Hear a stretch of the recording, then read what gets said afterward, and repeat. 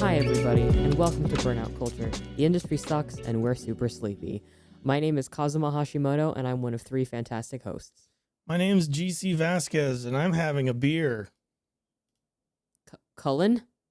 Cullen? I'm sorry, speak up, Sonny. I'm an old man now. My hearing's not as good as it used to be. You see, by the time this episode airs, I'll be 29 years old. I'm pretty sure the average age of our listener is above the age of 30. Ancient. I'm sorry for all of my fans, all of which are Zoom millennials, that I am no longer one of you and I'm old. I'm not hip anymore and my back hurts and my ears don't work. I think it's really funny that you think when you get too old, you stop being the generation that you were born into. Well, that's just true. What do you become? Old. I'm a boomer now. You can't be You're a boomer. It's physically impossible for you to be a baby boomer. No, let him live his dreams. Boomer is more than Don't just encourage being a this, baby Cosmo. boomer. Don't encourage this old man behavior. No, let him live his dreams. This ain't my dream. I hate being old.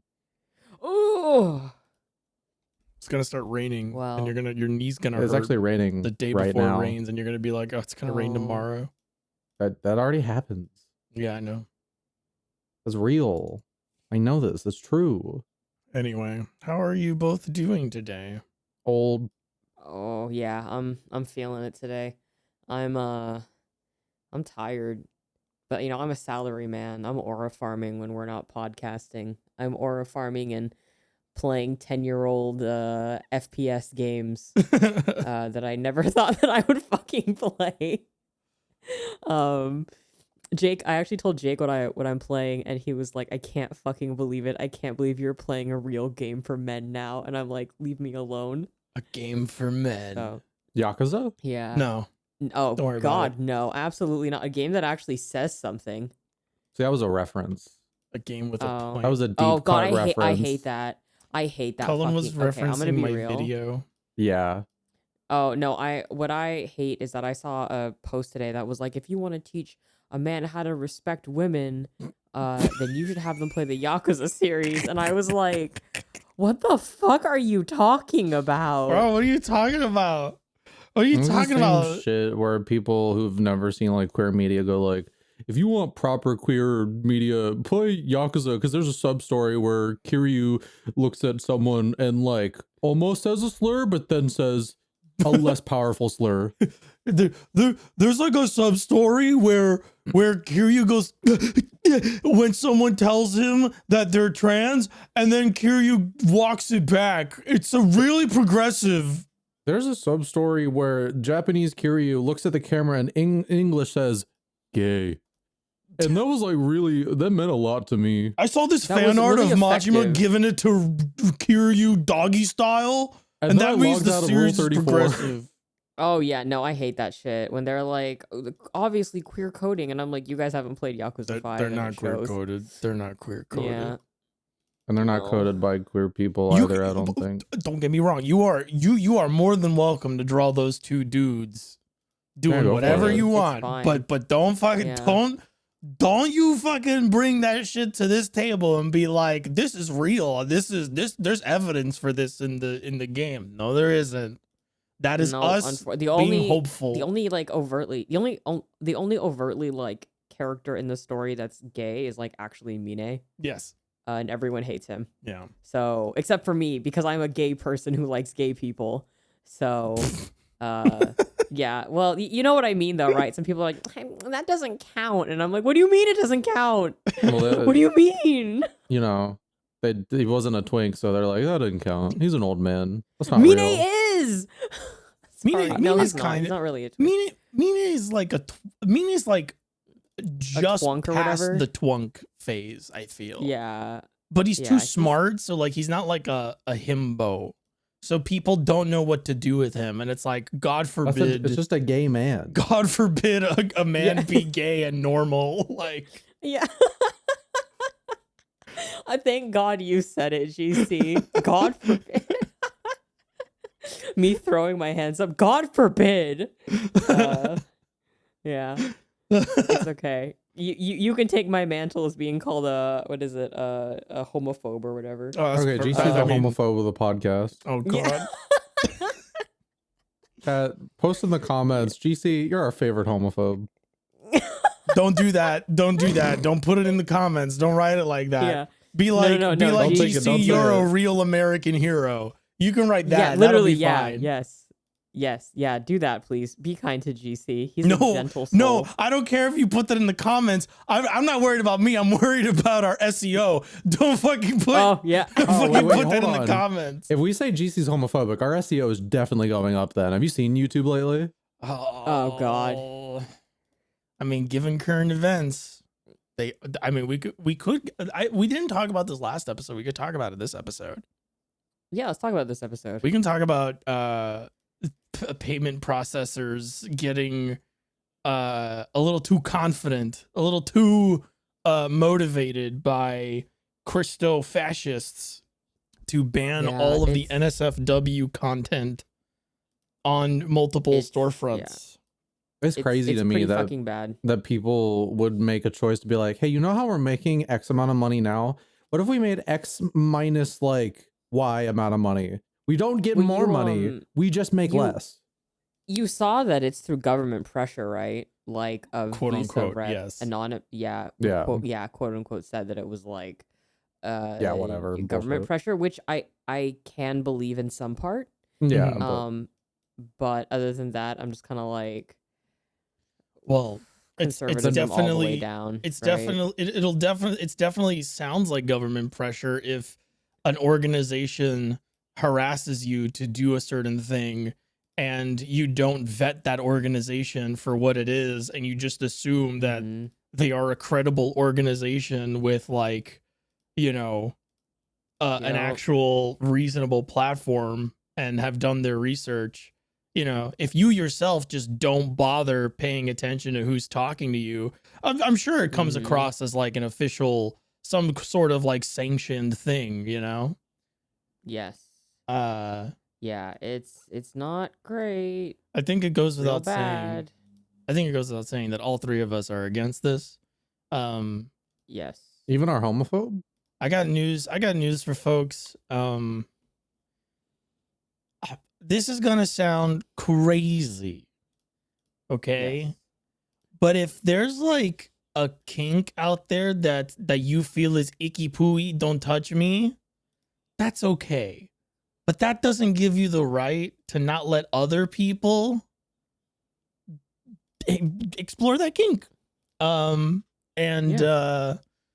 Obviously, this is obviously the banning of NSFW content is it's a pipeline or a smokescreen or whatever you want to call it for attacking like the real thing that they want to attack, which is unfortunately, for people that don't know, and I'm sure most of our listeners know, but on the off chance that you don't know, on the off chance that you don't know, usually the reason organizations like, I forget the name of the organization already, Collective Shout. The reason organizations like Collective Shout target NSFW content is because a lot of queer stuff is like a lot of like queer games in this context, right? A lot of queer games are labeled as NSFW content. Some of it is actually NSFW, but what targeting NSFW content allows organizations and groups like this to do is also get rid of and ban and censor LGBTQ representation in whatever medium that they're going after. And it's one of these things, right, where like they're coming for us right now, but they're gonna come for you too. Yeah, like they're gonna come for all of you heterosexuals too, because with basically removing, you know, like rights for trans people and like queer people, anyone on the LGBTQIA plus spectrum, they're gonna start coming for like women, and they're already coming for people of color. Yeah, like I mean, you just gotta look around you, you know, like literally. If you got eyes. Yeah, read the news. Take a peek at like a headline, just one. It doesn't matter from where. Like You'll get the news. You'll get a biased version. I feel like even if you look at Fox News headlines at this point, like you will see what is happening because like they're not hiding it anymore. Very barely hiding it anymore. And yeah, this is a bad idea all around. Don't ban NSFW content. Not everyone is a prude. Even prudes don't want or necessarily need other people to be prudes. Like all of this is geared towards just, it all comes down to like homophobia, transphobia, sexism, et cetera, et cetera. But yeah, I really don't have much to say because I feel like this conversation has been going on long enough, like out in the world, that like pretty much I don't know who's on board with this because the Gooners pissed everybody off. Everybody's mad at this. Yeah. Like the Gooners gotta be upset. The Gooners gotta be mad as hell. Yeah. It's really funny because yes, everyone is mad about this and everyone is partaking in the like the call campaign. Yeah.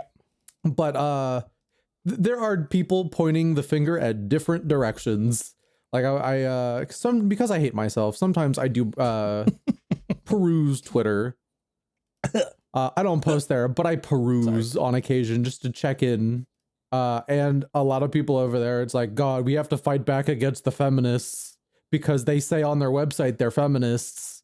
And I'm like, you know what? Just make your calls. I don't want to. We're not allies, but make your calls and bother the payment processors. We have a common enemy. No more than that. Yeah. We have simply but it's like shown up as two everyone. separate armies from separate directions. That's all. We are not allies. We just Pincer happen attack. to have been in the same place at the same time. But yeah. But yeah, I kind of just wanted to open with that because we forgot last episode, or we didn't have time last episode, and I wanted to make sure we talked about it because like it is an important topical issue, and it will remain an important topical issue. Like for example, what is it? Vile, that game Vile Exhumed, got taken down from Steam. So it's already happening to Steam. They're just targeting indie developers right now, but it's gonna happen. Yeah. Right. Yeah. Like that's gonna be part of it. They're gonna target people with significantly smaller audiences and smaller reach, and then it's just gonna escalate from there. So I think everybody needs to be ready for that when that starts happening. I would like to not give credit, but take note that like there are very different ways that companies that are being told to take their pressured to take down their content are handling this. I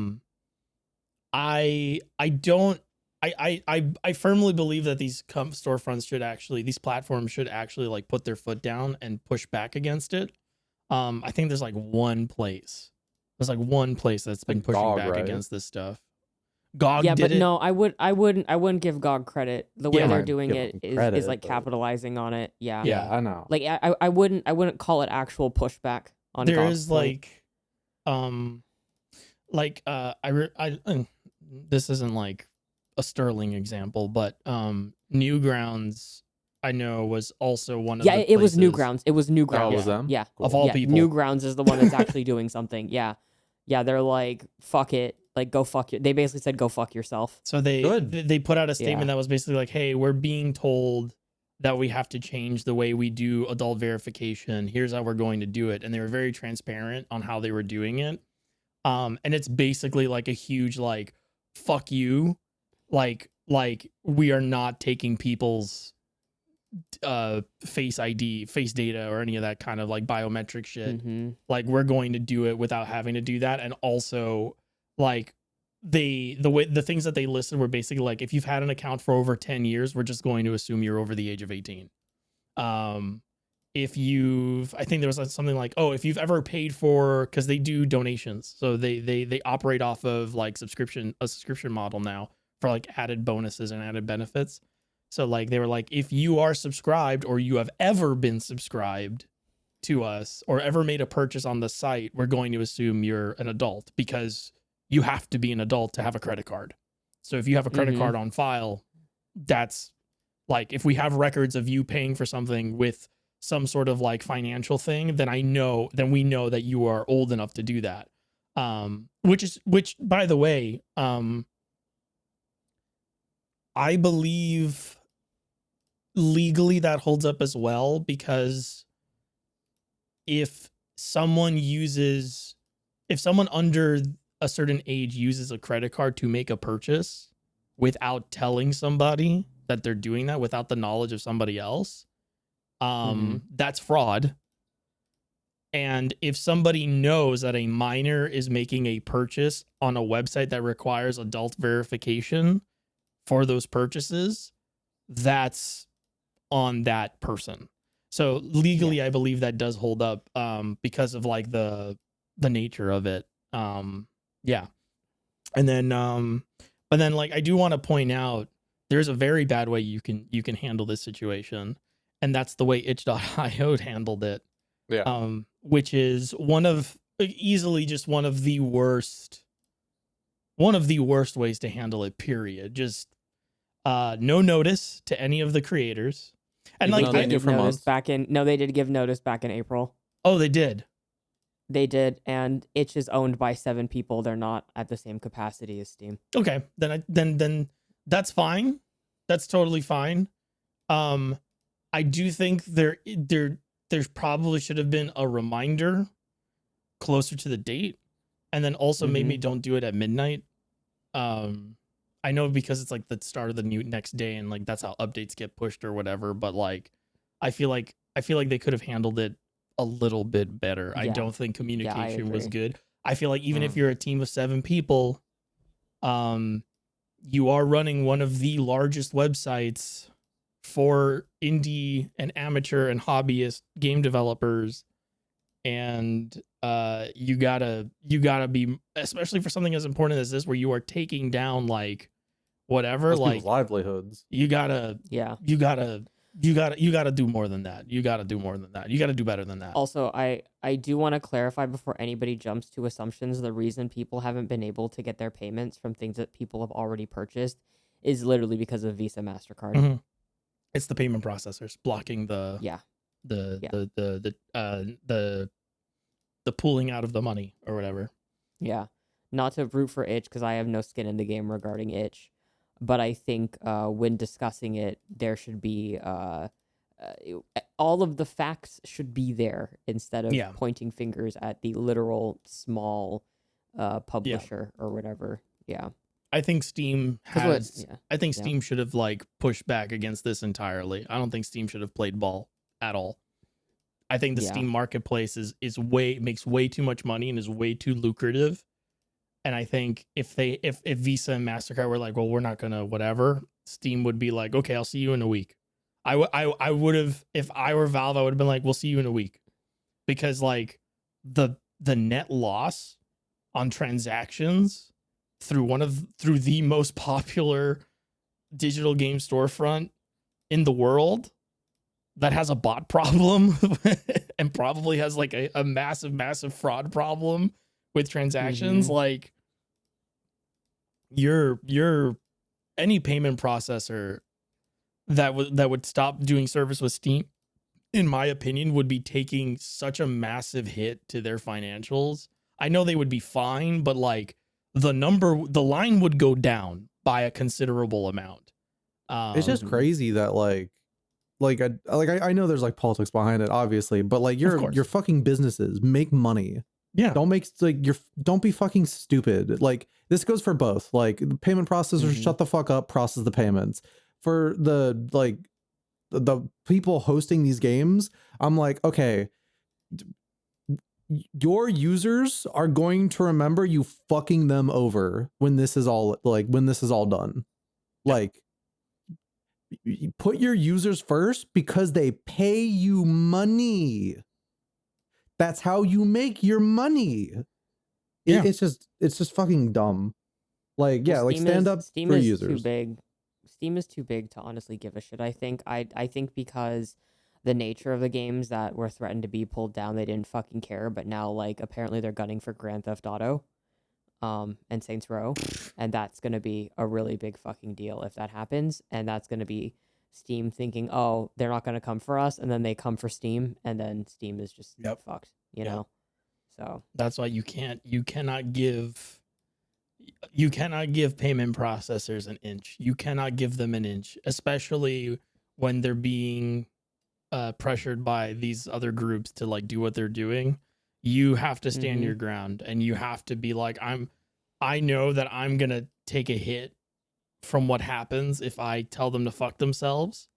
I know they will take a that will harm them almost about as much, or maybe potentially more than it hurts me. Because when that happens, I will go, they did this. We said no, and this is how they reacted, and this is how they retaliated. And then not only that, but like, number one, you start to build a legal case against that. And two, you get the court of public opinion on your side, even more so than it already was. And it's like, to me, it just makes it like, it is a risk, but it's a slam dunk. Like, I would try it.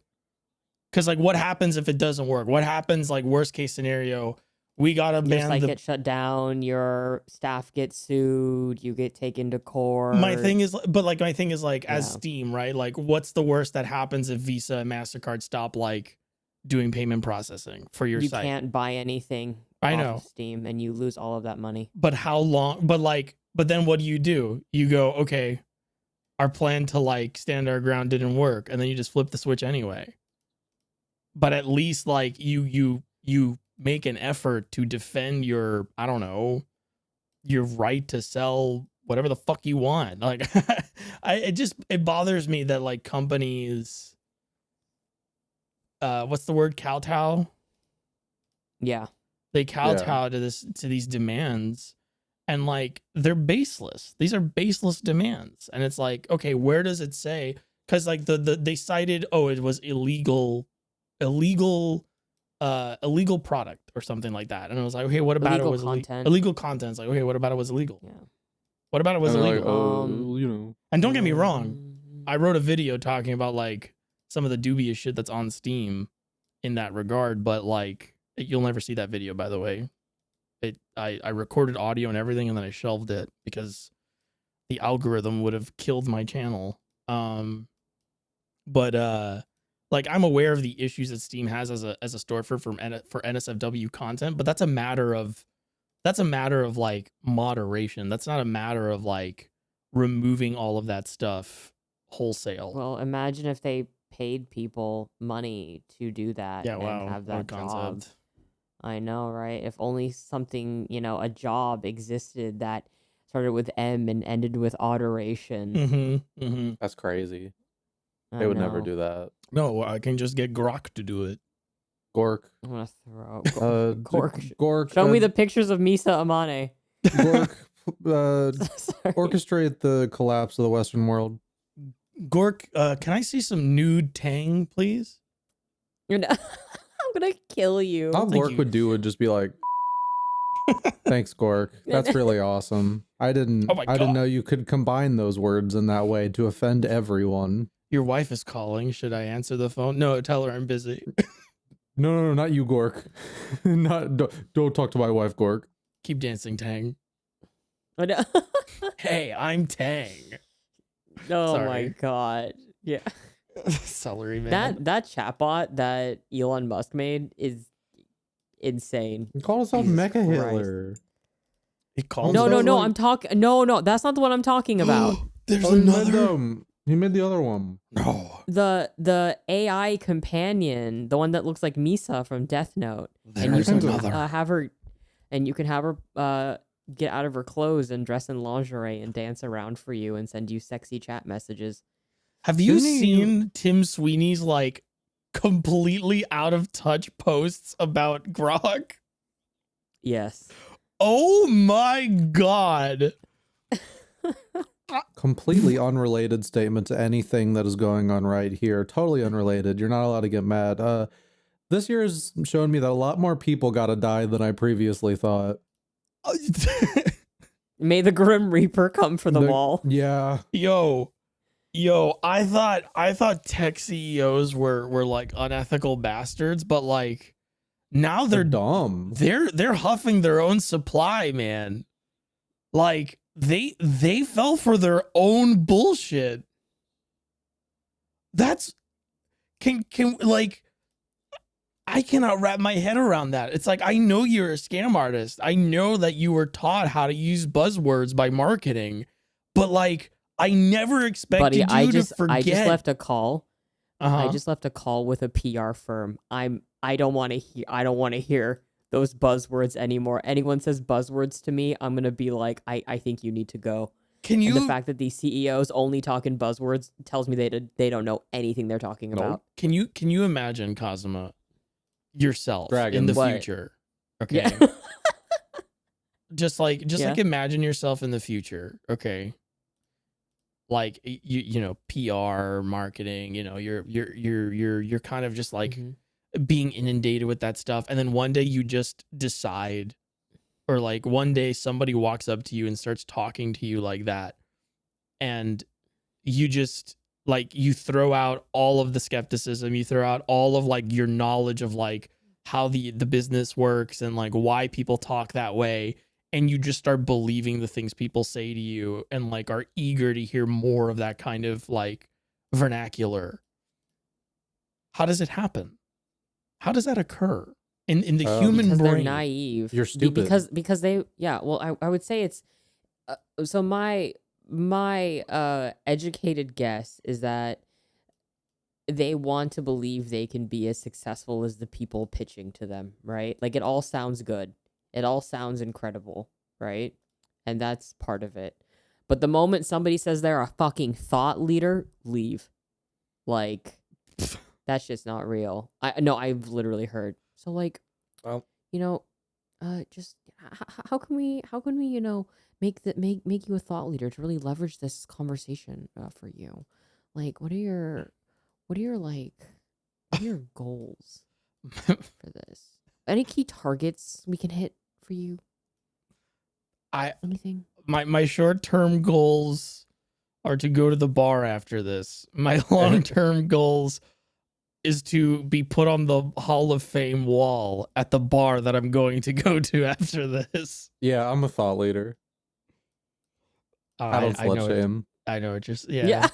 I get you. Like I was picking up what you were putting down. God. 29 and still young and spry. Am I right? I'm pretty spry. Ish. We just need Elon Musk to convince himself and all of his like big tech CEO friends to put that stupid brain implant he's trying to like get everyone to wear, and then for that to malfunction and for all of them to die of massive hemorrhaging. That would be ideal, wouldn't it? I think we need to do an Ocean Gate too. I legitimately think it's going to happen. I think like my skeptical optimism, my optimistic cynicism is that the people who are running the world into the ground are going, like, an event that will be the result of their hubris will occur, but they're so self-centered and so like so narcissistic that the event itself will be something like that, where it'll be like, oh, we're gonna endorse the new brain thingy, and then that thing will horribly backfire and it will just kill them in isolation. Like literally what you were saying, like the Ocean Gate thing. Like that's what's going to happen. Like that's legit what I believe will eventually happen, because like you can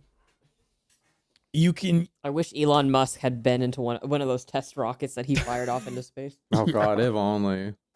Like you can sell people something as much as you want. You can try to sell people on as many things as you want. If they're not buying, they're not buying.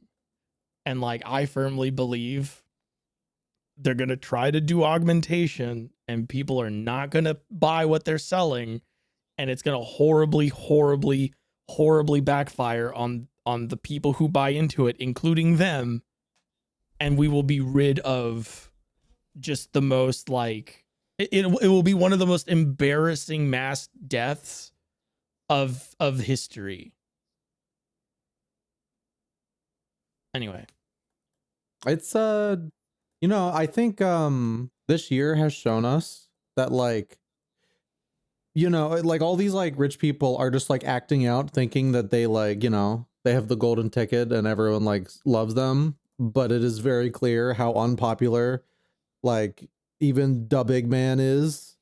And it's just like, oh, you're just making fucking fools of yourselves and you're burning your reputation to the ground. What this year has done to Elon Musk is just so like I really, all I can say is I need these people sweating more. That's it. My Have you mother seen his restaurant? Oh, it's terrible. It's crazy, but there are people who are still like, oh yeah, no, I came all the way from Europe, but I'm visiting, like I'm only eating here while I'm like here. I was like, I hope you get food poisoning straight up. I got nothing. I got nothing nice to say. I love the way that chili looked, in which I was fucking horrified, and the people that order that food get what they deserve. Yeah. Yeah. But you know, in other news, guys, I've been playing Shooter. Oh yeah? Yeah. Um I hate to call it the Gundam of Call of Duty games, but it kind of is. Mm. Is it because it's in I've space? been No, it's because it's Earth Federation versus colonies and shit. It's actually pretty, yeah. Infinite Warfare, right? Yeah, it's Infinite Warfare. I heard that one was actually pretty good. Like I heard Yeah, that was it's really way good. overhated. Yeah, it's actually really good. I hate to be the bearer of bad news to everybody. I just had it sitting there and I was like, you know what? Fuck it, I'll give it a shot. Cause I'm like on an FPS binge right now. I'm just not super interested in playing any sort of like RPGs outside of like social experiences. So I've like reinstalled like Far Cry 3 and Far Cry 4, and I have all of the Deus Ex games installed, which I think you'll like Deus Ex 1 a lot, Cullen.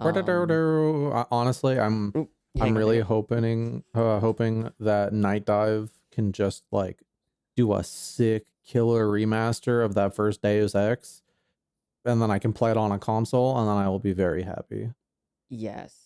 So I'm going through my FPS era right now, and Jake is really, really, really excited because he likes FPS games and he really wants to play Infinite Warfare, but it's pretty good.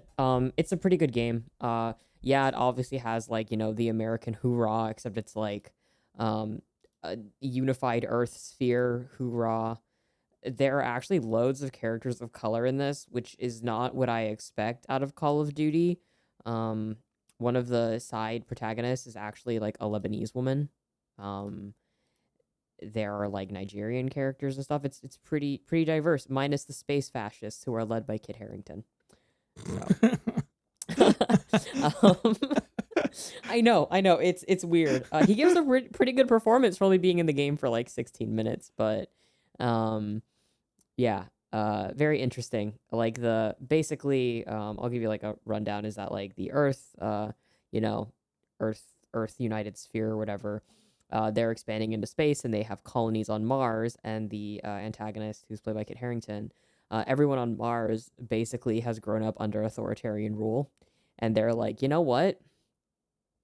No, we think that we should be the ones to have like dominion over space, so it becomes like this like really you're right. big conflict. Yeah, right.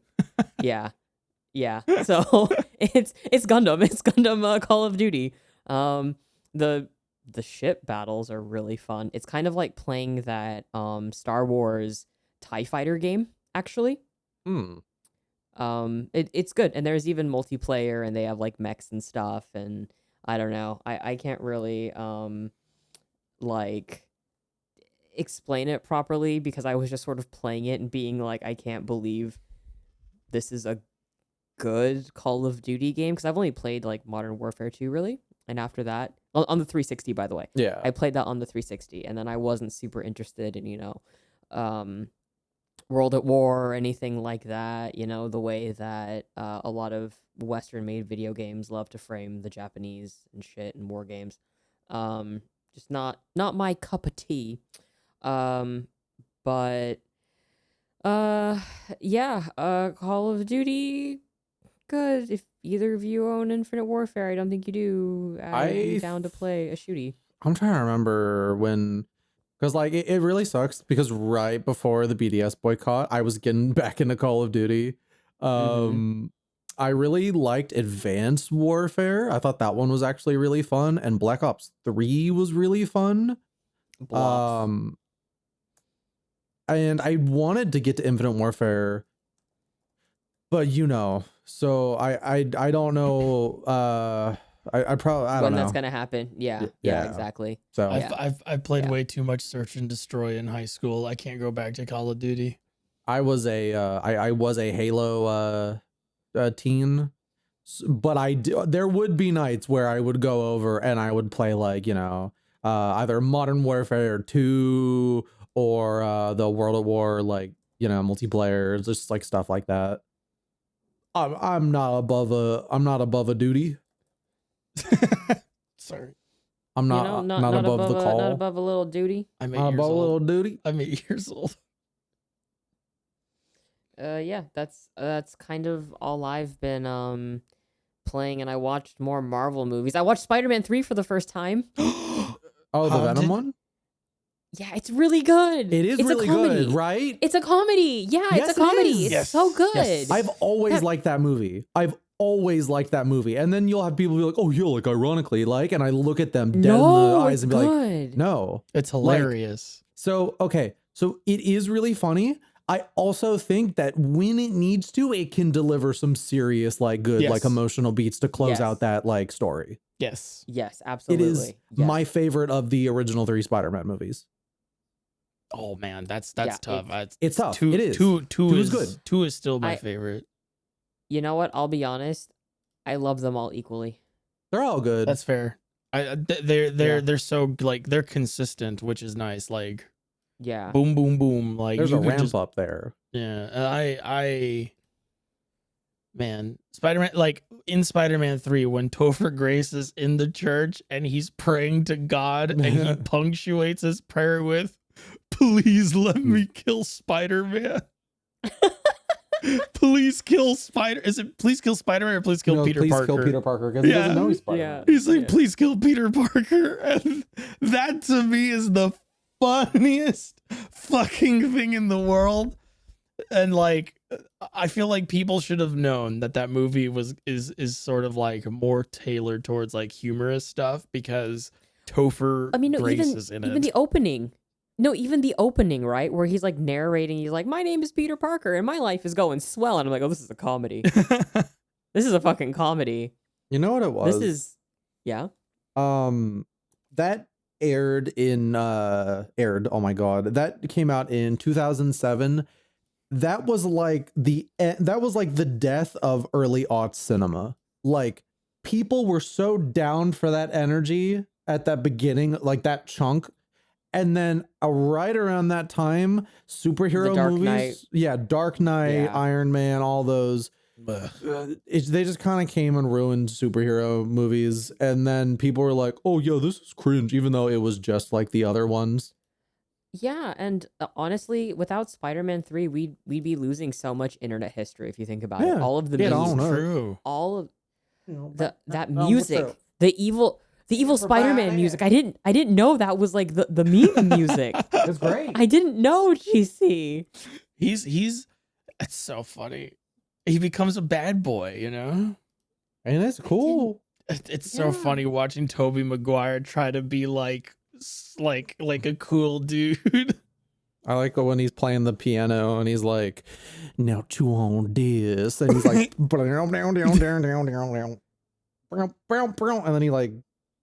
then he hits Mary Jane. That's a bit weird for a second. But then he goes to the church. Yeah, well, that's when he realizes, like, this is fucking me I up. gotta get on up. Okay. Get on up there. Yeah. Get I on up. love that movie. I think it's gonna get, if not, it is already getting a bit of a cultural reevaluation. Movie good. Yeah, it's fucking awesome. Have you seen the Amazing movies? Yeah. They're not very amazing. They're not amazing. No, but- They're such an overcorrection from Yeah, it's really okay, I'm gonna theorize something really quick. there was a lot of homophobia about like concerning those Sam Raimi Spider-Man movies after you said it like stopped being cool, right? And I feel like despite Andrew Garfield really wanting that Peter Parker to kiss men, I feel like that version of Peter Parker would like call me a slur. Oh yeah. That Yeah. like Yeah. have you seen what's the third of the one with fuck, what is No Way Home, Far From Home? No Way Home, I think, is the last. Yeah, I watched It's that. okay. I know mhm. I know what happens in that movie. I don't want like specific spoilers, but I know what they did because the internet We Yeah. can be vague. We can be Yeah. really vague. the Don't worry internet about it. didn't We'll even- watch it the together. internet didn't That bother is a keeping us version secret. of the Andrew Garfield movie, Andrew Garfield Spider-Man, Peter Parker, that I would have liked to see in the actual movies. Yeah, he's quite sensitive. He's sweet, you know. He's not. He's the best He's part not of the doing movie. It's crazy. Yes. No, Willem Dafoe. You're Well, okay, yeah. Yeah. But like, Yeah. I'll take a For best hero and a Spider-Man, best villain. yeah. Okay. They can get their flowers. together. Spider-Man. Spider-Man, I'm gonna I do love bad him. things that I can't talk about. You know, I'm somewhat of a street fighter myself. Sorry. I'm thinking of that stupid edit. But yeah, no, that Spider-Man 3 was awesome. Spider-Man No Way Home, I rewatched it recently, and that is a symptom of Marvel's moment-to-moment storytelling where there is very little emotionality, and Willem Dafoe and Albert Molina and Andrew Garfield kind of steal the show. Yeah. Yep. And Tobey Maguire's yeah. just done with it. Tobey Maguire's just tired. I think Toby seemed works. like he seemed yeah, I not think he's like- good. He's just he does seem tired, like physically tired. Well, the That's thing the that about- is the best you could get out of him. I truly think. The thing Yeah. about Tobey And- Maguire, and he's on record as saying this a lot, is he has made so much. Because I mean, if you look He's at his never career, seen a movie huh? ever. He's never seen a movie. That's the thing about Tobey Maguire. He's always like, I don't know what these If you- pictures that move are. I If just you've show seen his up and pretend. career, like he made a lot of money with his career. Oh, yeah. Um, But also, he started hating that fucking role. yeah, Like straight up. And also, Yeah. he only does movies either when he really likes it or when he feels like he needs the money. But apparently, he lives he's a celebrity. He lives modestly compared to other celebrities, obviously. But like, apparently, he's like, yeah, I'm financially fine. Like, I don't really need to like take another movie one after the other. I can just kind of just do whatever I want. Mm-hmm. Because he had a really good career even before Spider-Man. Yeah. Oh, Oh, he was yeah. already a pretty well-received actor. They But make fun of that in yeah, Tropic Thunder Yes, they sure did. when they but cast he him. was a good sport about it. That's Yeah, the yeah. thing. Tropic Thunder's so fucking funny. It is. Yeah. I think people get too wound up in like what Tropic Thunder does, but I am a firm believer. and what it's trying to actually critique. Yeah, like I'm a firm believer of like that movie is doing that with like very explicit purpose, and like Oh yes. I let Yeah. that shit go. Like I Yeah. let that shit go because that is like very clearly an indictment of Hollywood. Yes. Yeah, what we're talking about, everyone for listening, Robert Downey Jr. plays a character in blackface, and it's a commentary about how white people will literally be cast into any role, even a role where a white man is playing a black man. Yes. And they talk about it in the movie. As opposed to actually hiring people of color for those roles. And his whole character is that is like all the roles he has ever played in his entire life. Yeah, it's Yeah, also where a commentary yeah. on method acting. Yes. Yeah. Man, what a fucking good That is a movie. good- We Yeah, should it's- watch it's Tropic it's Thunder actually a good together. movie. Yes. That is one of Tom Cruise's best roles. Oh my god, is it ever? Is it? Well, when I saw the credits of Tropic Thunder, because I watched it in theaters, I was like, what the fuck? That's Tom Cruise? Yeah, exactly.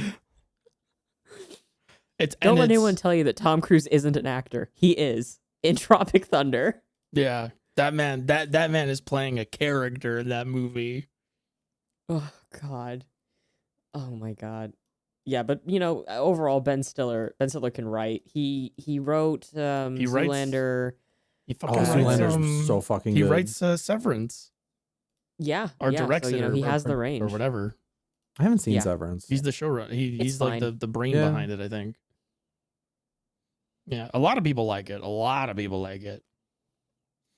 yeah, it's pretty okay. Yeah, it's good. Yeah, But Pretty yeah, fun. that's all I did. Other than that, I read a bunch of books. So Ooh, I'm nothing. jealous. Yeah, well, I mean, okay, so I can't tell anybody what I do for a living ever. Of I'll course. have to carry that to my grave. Someone will have to kill me. Um, but know that it is quite taxing. And at the end of the day, sometimes I just don't want to look at screens, so I'll read books instead. This is true. Everything you said is totally true. Yeah. And think- yeah. I just want permission in the event of your passing to You write can a say, big yeah, post, and I'll be like, Kazuma was, he never really talked about this, but he was one of the most prolific brownie bakers. Haters of the Ryuga go to sorry. He was one of the most prolific brownie bakers in Glasgow. Exactly. Because I would respect your wishes and I would be like, I don't know. I don't know what Kaz did. He never He told was us. a mysterious He man was to a the end. Yep. I like how you Yeah. think. I like how you think me telling people Kazuma was a brownie baker in an English town is like me selling out the secret. Well, the thing secret is, like, who recipe of the knows, right? brownies. Who knows? Like, I'm not gonna tell anybody what I'm doing. I'm not gonna even. Like, You I work in can the hint, bratwurst but- factory. Exactly. Like, the thing is, you'll never know if I'm telling you the truth or not because I'll neither confirm nor deny anything. Yeah, it's All I a can lot of say is that physical one labor. thing will. Exactly, because my primary job, everybody, has not changed. I am still a hater. Exactly. That's awesome. Exactly. Professional Yeah. hating. Yeah. Yeah. But that's enough about me. Okay. Cullen, little birthday boy. What have you been up to? birthday boy. I'm playing has the birthday boy been playing? a lot of embargoed games. Boo. Okay. I Boo, you two and your I embargoes know, and your I know. NDAs. Boo. Brooke, you don't want to know how many NDAs I've had to sign recently. I You don't wanna know. actually. You don't. You I'm don't wanna imagining know. the Oh my paperwork and I'm God. like, fuck it. I don't want to think about it. Let's see. I think one of the only I have not played too many games the last couple of weeks. But again, the ones I have are embargoed. They put out here's a little Falcom update for everybody. They put out a Switch 2 expanded port of the latest East game. Falcom did an Atlas, as the people like to say. Full price, no upgrade path. I bought it. I'm a sucker. I'm sure it's gonna get announced like for a localization moments after this episode goes live, just because Well, you know you're the one keeping them in business. That genuinely, I believe there's like a wire. One of us is wearing a wire because many times on this podcast we would be talking about something, and literally the day after the podcast comes out, there's like an announcement for a thing related to something we were talking about in the episode. but I can't confirm or deny anything. You'll never know because I'll never tell you.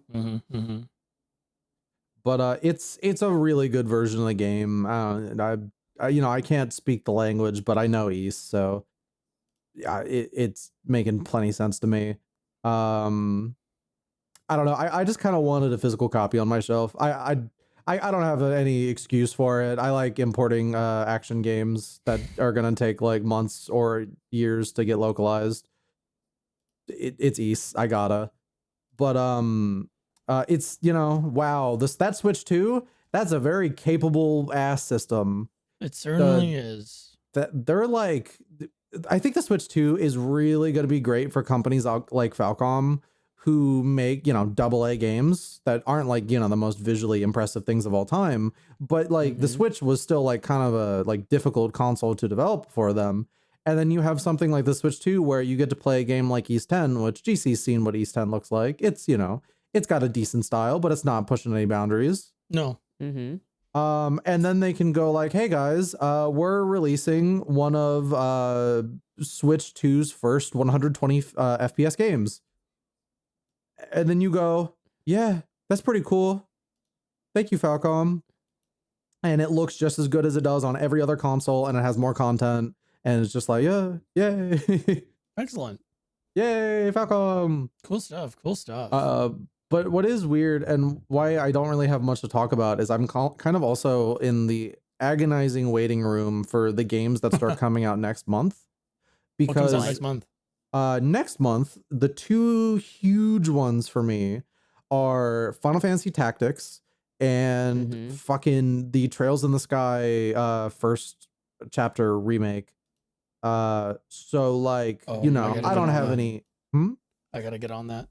Yeah, you gotta play the remake. It's gonna be really Yeah, good. yeah, Wow, are you actually? yeah. I think so. Wow. I assumed you would play the first one. Like, That is the first one. no, but like no, I agree with you. This is a Cullen victory. I just didn't think I'd win. No, it's fine. I just didn't think. I Yeah, just I didn't just think you'd didn't- tell me I'm right. I just didn't think Well, it'd be you know, Cullen you're W's. you're an adult now. You know, you're turning 29. This you is know, true. you're I get finally to have a ready couple to hang Ws. out with Cosma and I in the speakeasy that only true, adults are true. allowed inside of. You're trading out your lollipop for a Guinness. It's fine. You know, Your back's gonna Guinea. start hurting like crazy. Oh, my back has been hurting for like your 5 propeller years. hat's gonna start spinning in the opposite direction. So instead of flying up into the air when you get excited, you're gonna be drilling yourself into the ground. Very different experience. Not as fun. Yeah. But next, like in a bit, like at the end of this month, we got like Super Robot Wars. We got Kirby game, my favorite Oh yeah, 8.5 studio I got that Fudio pre-ordered. is Jake's putting. never gonna listen to this, but I'm gonna buy him a Switch because he wants the Kirby game. That's awesome. You're great. Congratulations, Doesn't Jake. he listen to these while he makes the art? No. Sometimes he doesn't. He has a Japanese exam tomorrow. He's too busy. Oh, okay, Also, cool. sometimes I imagine not all the time because sometimes we know exactly what we want for the art, and we're just like, Jake, draw us like this, and Jake is Yeah, like, and then he like got it. materializes it. Yeah. Yeah. But I like there's a new Fudio game coming out at the end of this month called Varlet, and then Kirby, and then Super Robot Wars Y all on the same day, and I'm really excited. Like this summer has been nothing for game releases. Genuinely like nothing.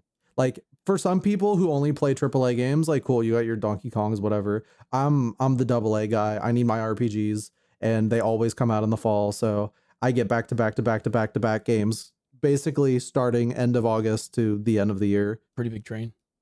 It pretty big. But I'm really excited for that FFT remaster. FFT is my favorite SRPG, and you put voice acting in it. That's it. That's all I needed. I'm so easy to please. Well, I'm certainly gonna be able to talk about a lot of stuff at the end of the month. Oh yeah. I'm going to Gamescom. Oh, you Whoa. gotta please, like whatever you can relate to me, please. I'm very excited for Gamescom She's like, break I'm, NDA, please. I love I'm- no disrespect to Europe. I love Eurojank. I love Eurotrash. I love. that's not what European I'm video checking out. games. No. But I will say, because I'm like one of the few North American people going, I'm getting a lot of opportunities that I usually wouldn't get. But I will be trying World of Warcraft Midnight Housing. It will be available to the public for the very first time. So I'll let you know how housing is. Excellent. Can we Yeah. I don't know if you had more to say, Cullen. All I was gonna say is I want to manifest into the world that for my birthday I should get us Trails in the Sky first review code. Thank you, God. Dude, you need to give me your address. You can find it. No, dude, I literally can't. I literally cannot. I'm sure you could search address. No, I did, and there's nothing there. I searched my address in our DMs and it was there. I searched Yeah, but I searched address in RDMs and it wasn't there. That's crazy. yeah, you got to give me your address, or I'm But gonna that's kill Jess. I'm not going wait. to. I'm not gonna help Fine. people get me a gift. Hold on, I I'm just not realized about that. there's other things I can What? search in here. Hang on. It's I like might the have it. quest for Cullen's address because I need to send you something for your birthday. See, the crazy thing is you could probably search like my state. I don't know And where you fucking live. I've said it before. Oh, that's a Virginia, self-report. West Virginia, Whoa, Mountain Mama. Don't dox me now. that? GC, fucking beep Almost that. heaven. West No, don't sing that. Stop Virginia. that. Okay, I don't live in Blue West Ridge Virginia. I found it. I found it. I found it. I found your address. You see that wouldn't have happened if I didn't sing. You're getting presented right now. GC's just fucking. I just want to let everyone know the last thing Cullen DM'd me was kill yourself. And then he wrote, I said it for the bit, don't actually, but you know. What was the bit at the time? We were in. You were college, drunk. something? No, you were doing. You ate something cereal rude to off me. the floor. You were making fun of me for being a silly guy. You literally filmed yourself smacking your table angrily, and then the cereal bowl leapt off the table and fell completely upside down onto the ground. And you went, "Oh no," in the way that you do, and it was very funny. I'm being canceled. Help everybody. Help me. Speaking of being canceled, I want to talk about Donkey Kong. Oh no, what did Donkey Kong do? Nothing. Monkey. Oh. I've been playing Donkey Kong. We haven't talked about Donkey Kong. Okay. Hey, Donkey Kong, It's all right. pretty good game. It sure is made by the Odyssey team. And I don't mean that as like a negative, but It's fine. yeah, I mean, like I as a DK64 fan, I am very happy that some of the things in that game are just almost like 1-to-1 lifted from DK64. I'm also a big fan of the fact that the game does not seem scared of referencing DK64 and DKC, like, which is nice. I wish Nintendo did not do Rare as dirty as it did for various things in history, but DK's cool. The new DK game is great. Destructible environments are fun, but I'm having that problem where like I want to break everything and like I don't want to stop because there's stuff to be broken. Mm-hmm. So That's why I had to stop playing. Yeah, I've had to like fight myself where it's like I'm only going to like smash stuff if I need to. The game's really fun. The platforming's really good. Unsurprising, but one of the key things about it that I really enjoy is that the classic movement tech from the original Donkey Kong Country games is in the new one. And they've like made it like they've actually like taken those little things you could do in the original platformers and like retooled them and reworked them to work in like the big 3D environment. And I'm really happy about it. I am a low-key Donkey Kong fan. DKC2 is my favorite one. You like Monkey? I love Donkey Kong. You don't understand. I played. I had no idea you were a Donkey Kong enjoyer. Sorry, DKC2 is not my favorite. 64 is my favorite. DKC2 is my second favorite. I'm obsessed. I'm playing Donkey Kong Bananza or whatever it's called, and I want to go back and play DK64 with the mod that lets you switch Kongs on the fly. Because I think that'd be really freaking dope. But yeah, DK's good. I wish it grabbed me a bit more. Like I haven't played it since my first session, to be fair. Yeah, that's kind of I played it a couple times and I was like, this is really fun. Once again, Cullen looks for a platformer that speaks to him and did not find it. I think that game is out there. I think the only modern platformer I played from start to finish was Mario Odyssey. So there's a chance I'll like really like, lock in and like get back to this and have fun. I don't know though. I have a good feeling about that Kirby game. I think the Kirby game is a good bet. I will let you know if the Yuka Replayly is better. I was interested in that. I like ukulele conceptually. I don't like ukulele overall because of certain choices made, and it's like How JonTron. the way you control and like the level design and stuff. Wait, is JonTron and Ukulele? I don't know.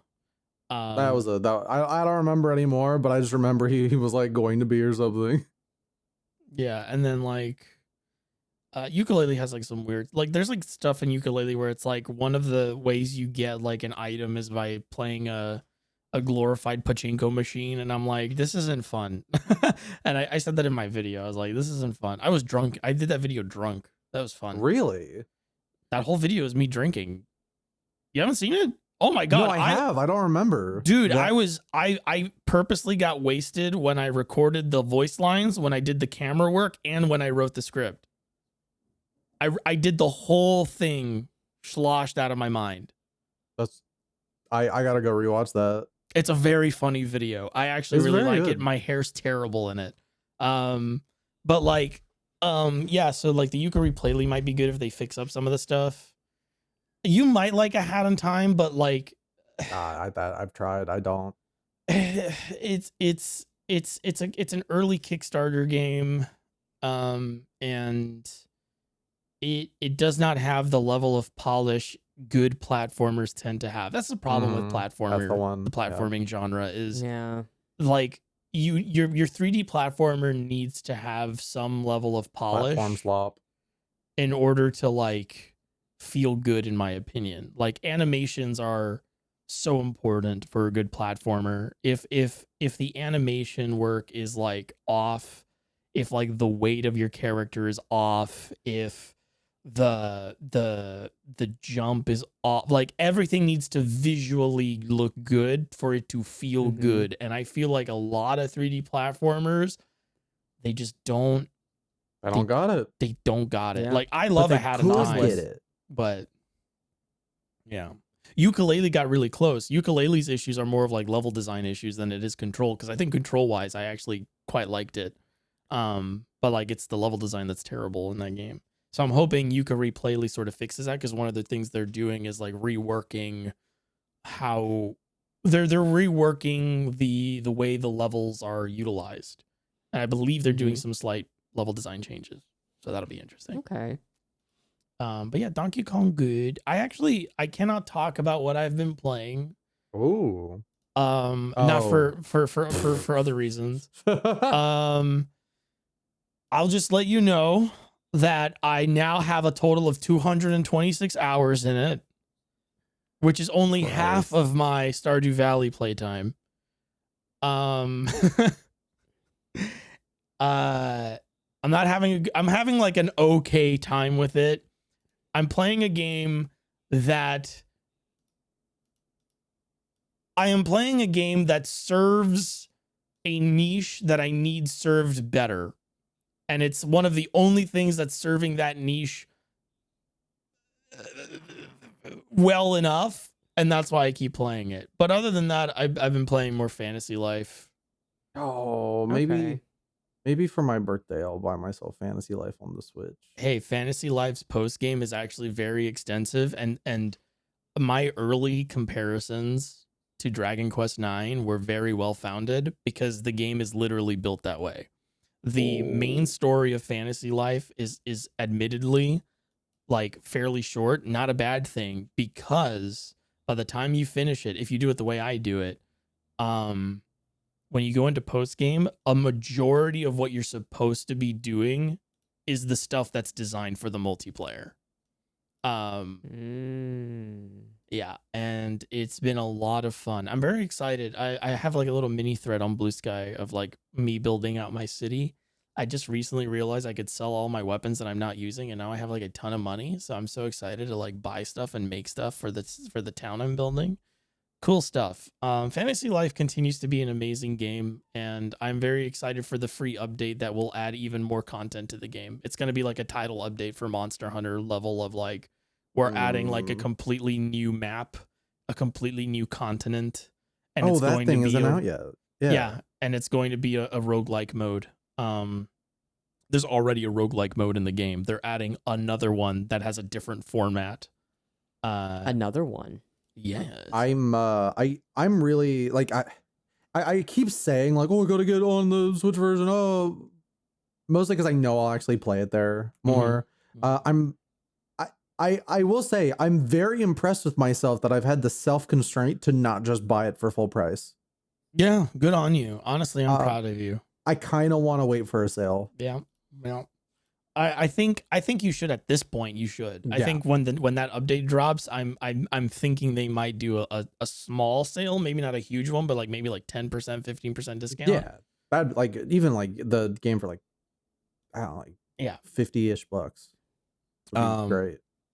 So yeah, and let me know when you get it, because then we can play it. It's got cross save, so like that's I the can big go reason. across any platform I want. It's frustrating because we could play it. we could play it right now. We can play right now.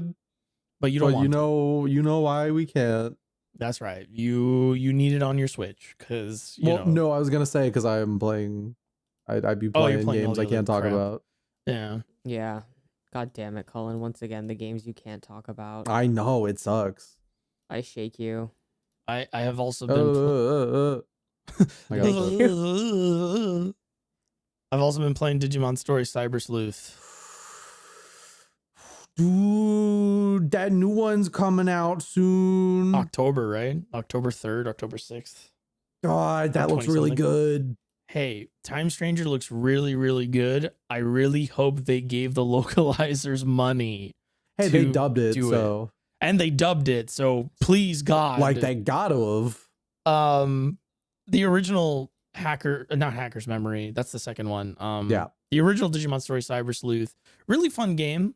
Actually, like a really well-made RPG. People say, oh, it's a Vita game. It's a Vita RPG. But like, I honestly think it is, but like honestly, if you look at the stats, and if you look at the way like stats work and the way the Digivolution stuff works, I actually quite like it because you can't just like beeline your evolutions just by leveling up your guy. Like sometimes you need to build a certain stat, and that requires you to actually use the Digimon in fights. Sometimes you have to de-digivolve a Digimon and then re-evolve it in order to get to the next echelon of where you're going. The game is structured fairly well. It's pseudo mission based. It's not really mission based, but there is like a way to take like cases off the board, and that like starts a storyline, and that's how you do like side content as well. But like really it's like it's sort of just like a little like, it's one of those little details of like this, you're not actually doing something mission based, but like you are playing a self-appointed cyber sleuth, which is you are a detective. You work for a detective agency, and your body is made out of like digital data. That's the gimmick of the story.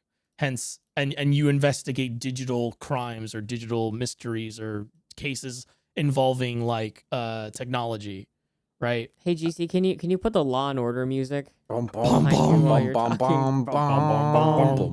are their stories. The kids are calling it cyberjacking. You put your wiener in the USB slot, and it's said to give you 10,000 volts of ecstasy. That's my Ice-T impression. They call it the Type C, Type CAC. Why do Ice-T and David Lynch sound the same? Hello. Every time. Wait, did you guys see that like the Ice Cube War of the Worlds movie that came out? Oh my god! Really want to watch it. Me too. Super duper want like Cheese. Like we were in a call with Cheese as we were about to start Macross Friday. Shout out to Cheese. And he Cheese was like, "Hey, you guys hear about this World of War movie?" And I'm like, yeah, like the old one, like, no, it's completely different. And the Look way at this. Check this out. Check this out. It's a pandemic movie. Yeah, and he put a trailer, and my eyes lit up, and I was like, this is a me movie. Ice Cube sits in a room for what, an hour and a half? Is it feature length? I think so. Yes, yeah. it's feature length. Yeah, shocking. And from what I gather, he's basically like, damn, that's crazy the whole time. Yes. Yeah, it's big damn that's crazy, and just like some of the most outrageous, laughable conspiracy theory shit ever. Sponsored by Amazon. Yes. I saw a clip where I did not see the ending of the movie. She's told me the ending of the movie. And I remember what she said, but I saw a separate scene where they're like trying to solve a problem, and there's an Amazon delivery driver being like, click here, and he's like helping someone navigate the Amazon like storefront, and they buy like a USB stick.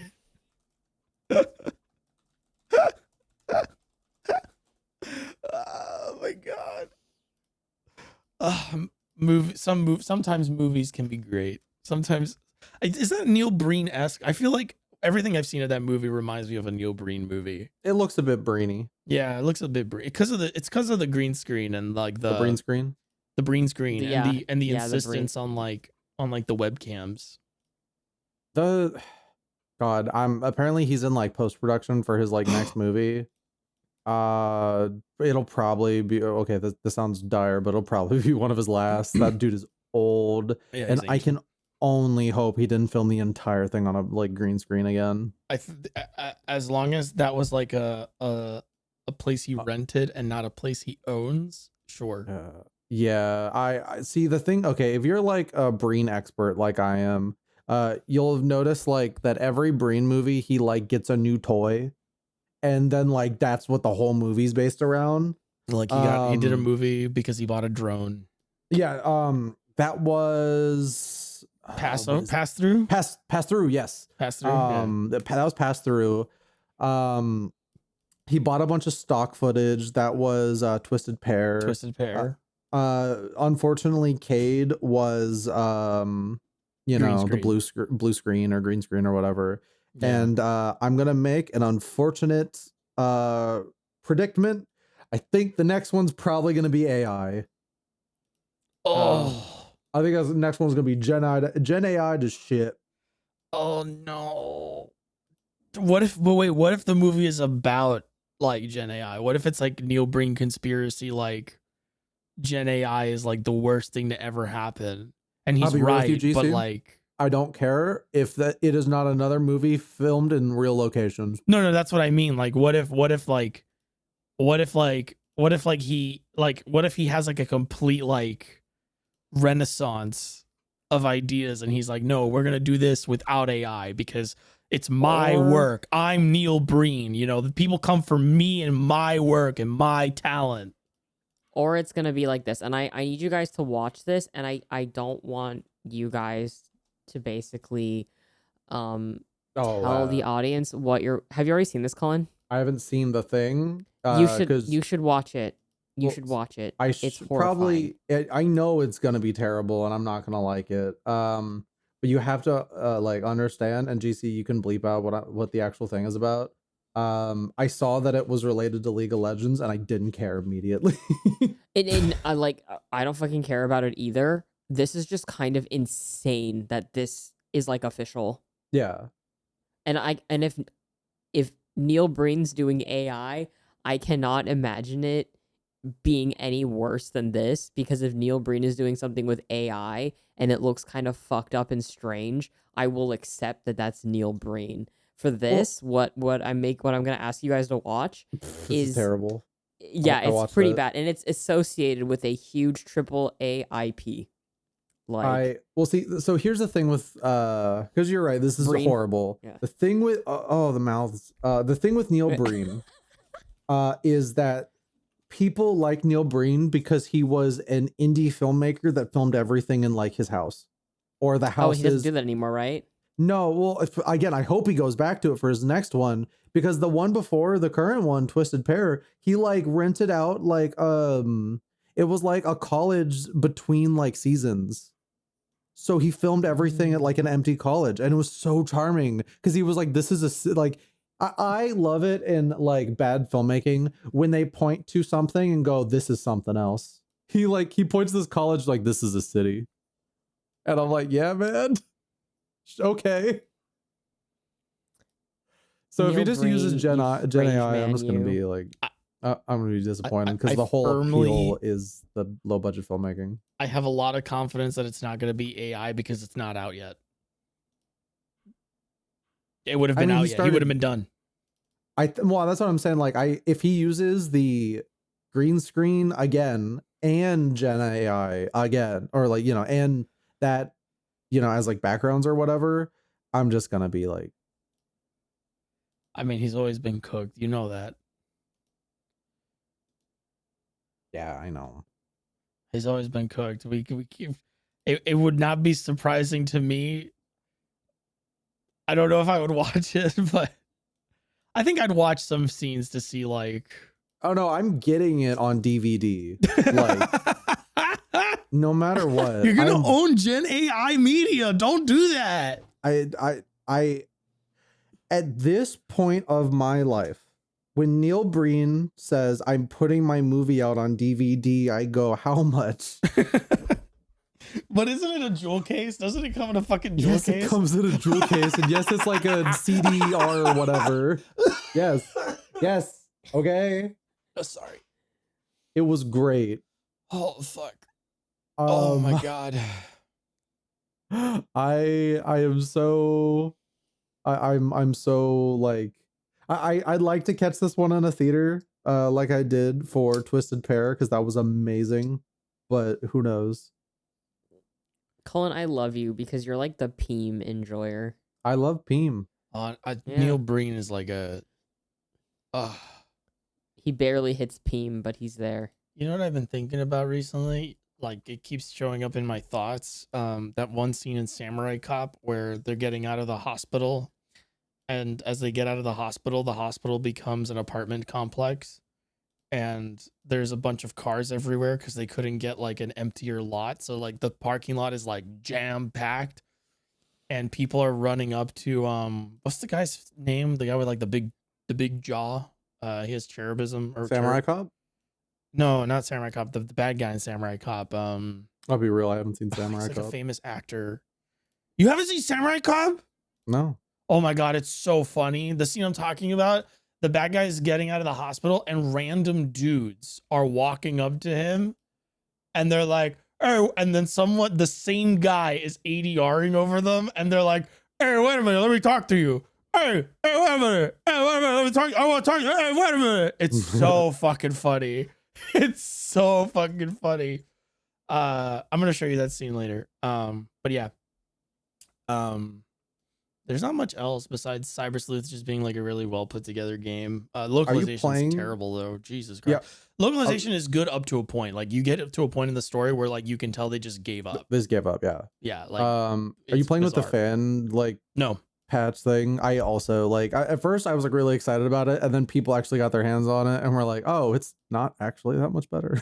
No, it's not that much better, one, and two, I don't agree with some of the choices that fan patch and like there's another fan patch that they made to try to like there's the fan patch for the Vita, and then there's the quote unquote undub patch for the Steam version.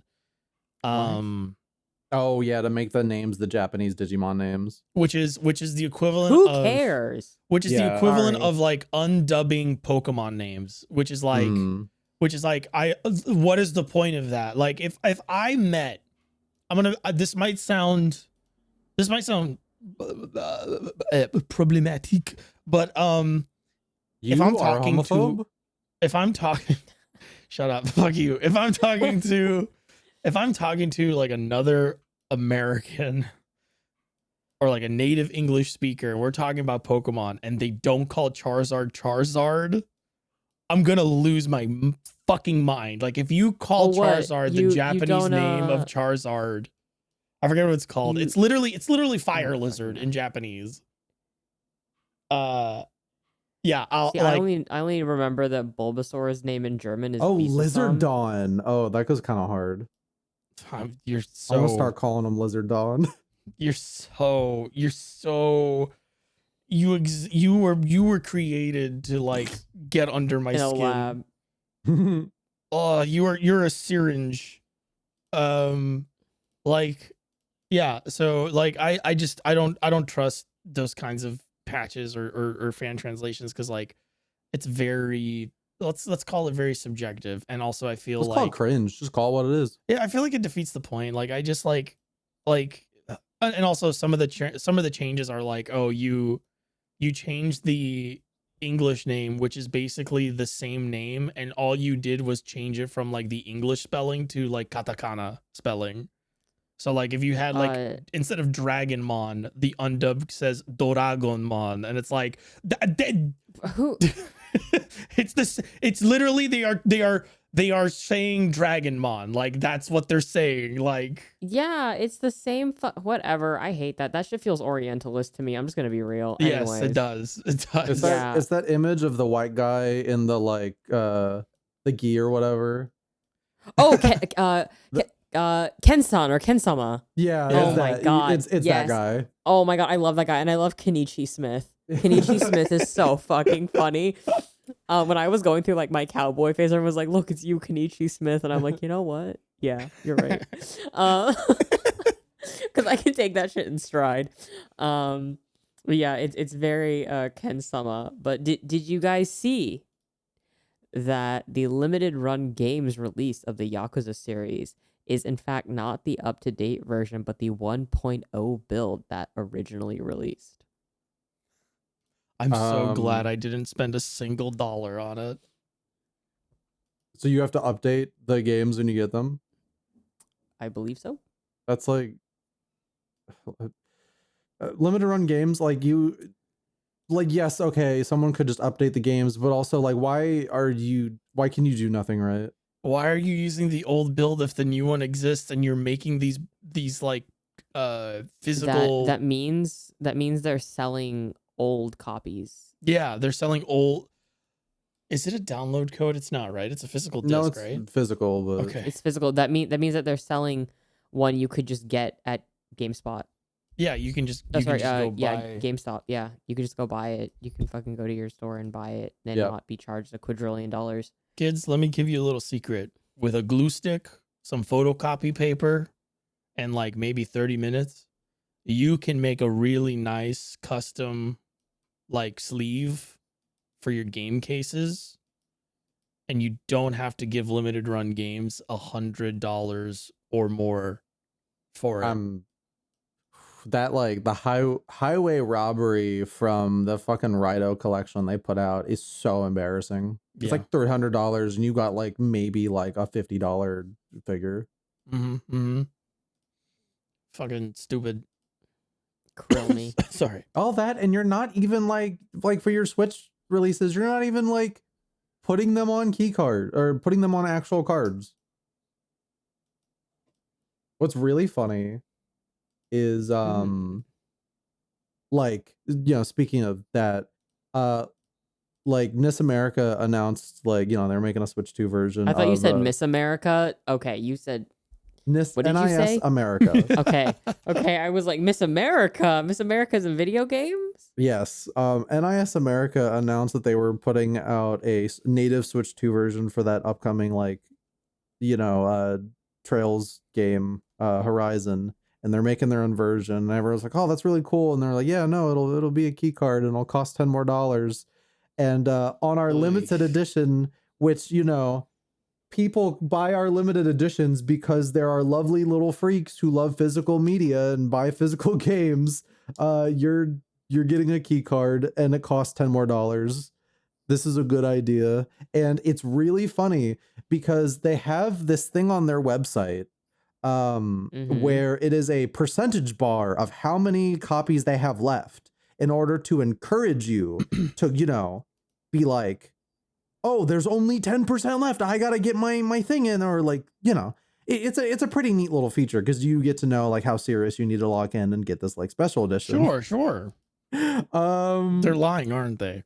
No, they're not lying. The Legend of Heroes Trails Beyond the Horizon, Switch 2 keycard limited edition, 100% stock left.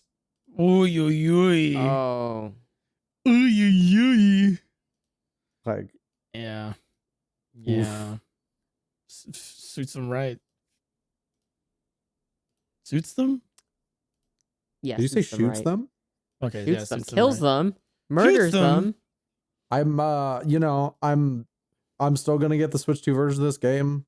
If it's not a review key, I'm gonna buy it digital because, you know, key card. I mean, That's the kind of man you are. Yeah, Funny enough, I actually imported the keycard release for the new East 10 Switch 2 version because I thought it was like funny.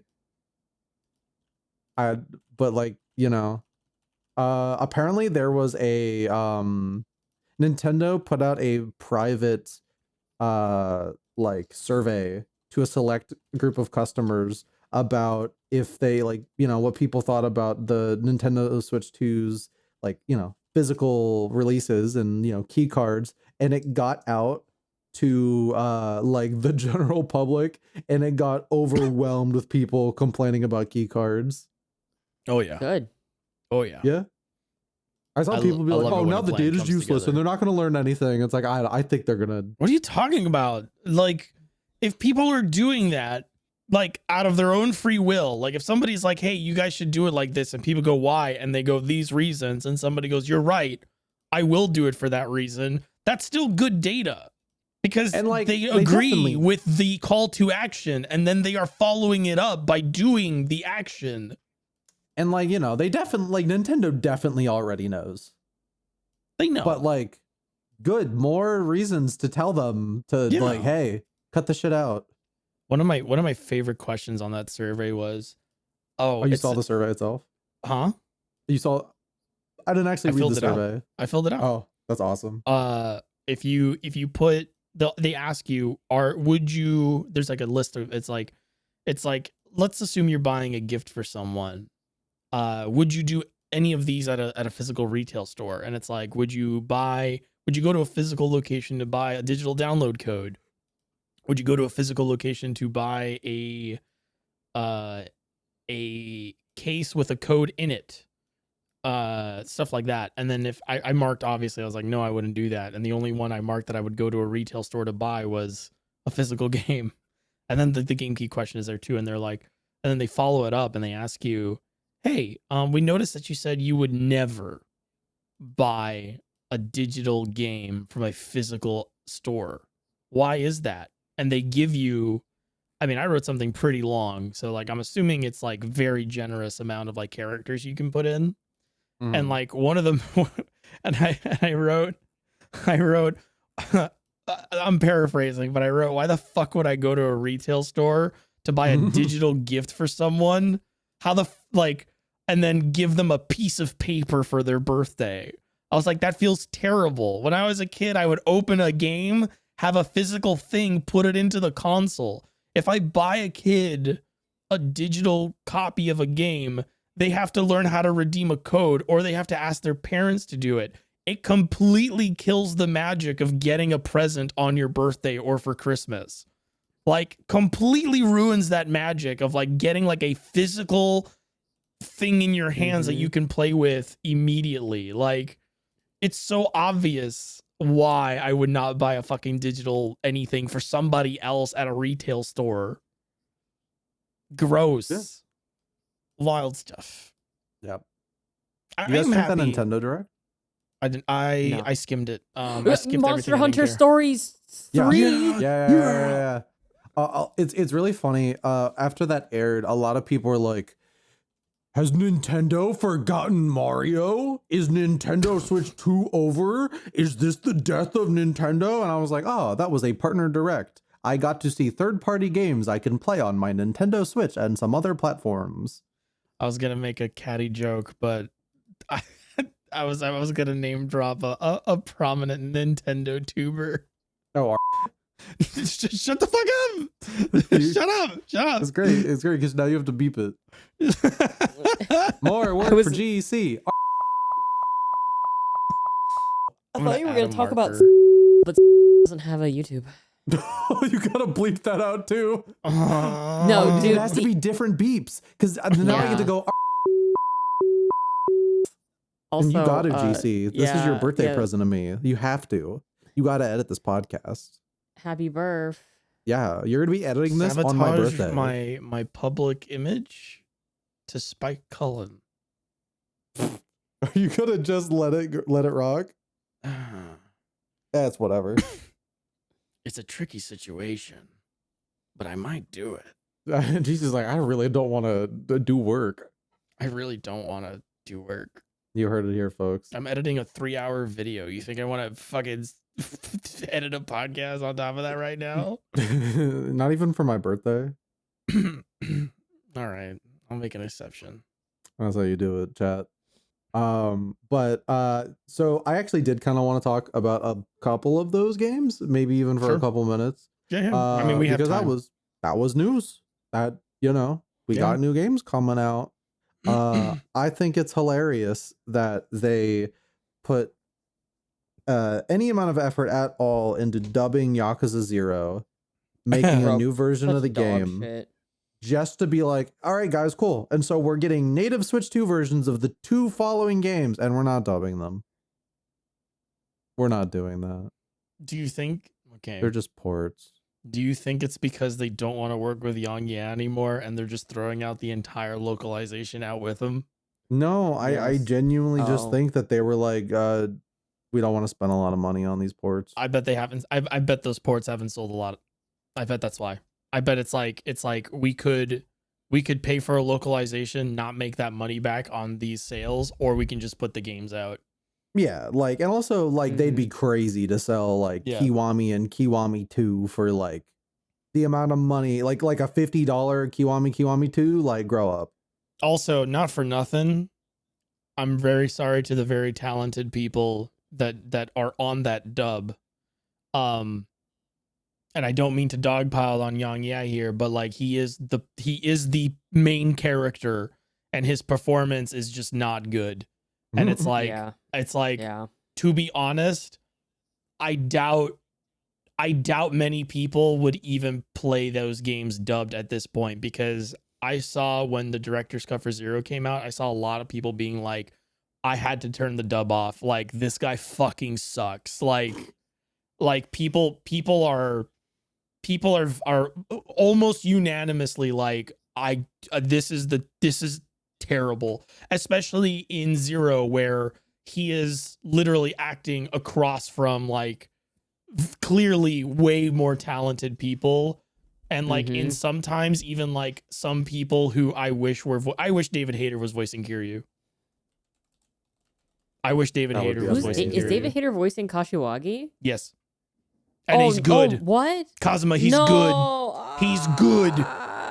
He's a great Kashiwagi. And I'm not even lying. He's not doing Solid Snake. I know he will be. I know he will be, because he's not a bad voice actor. He just kind of got stuck doing the same voice for shit. Also, shout out to David Hayter, writer of X-Men and X2.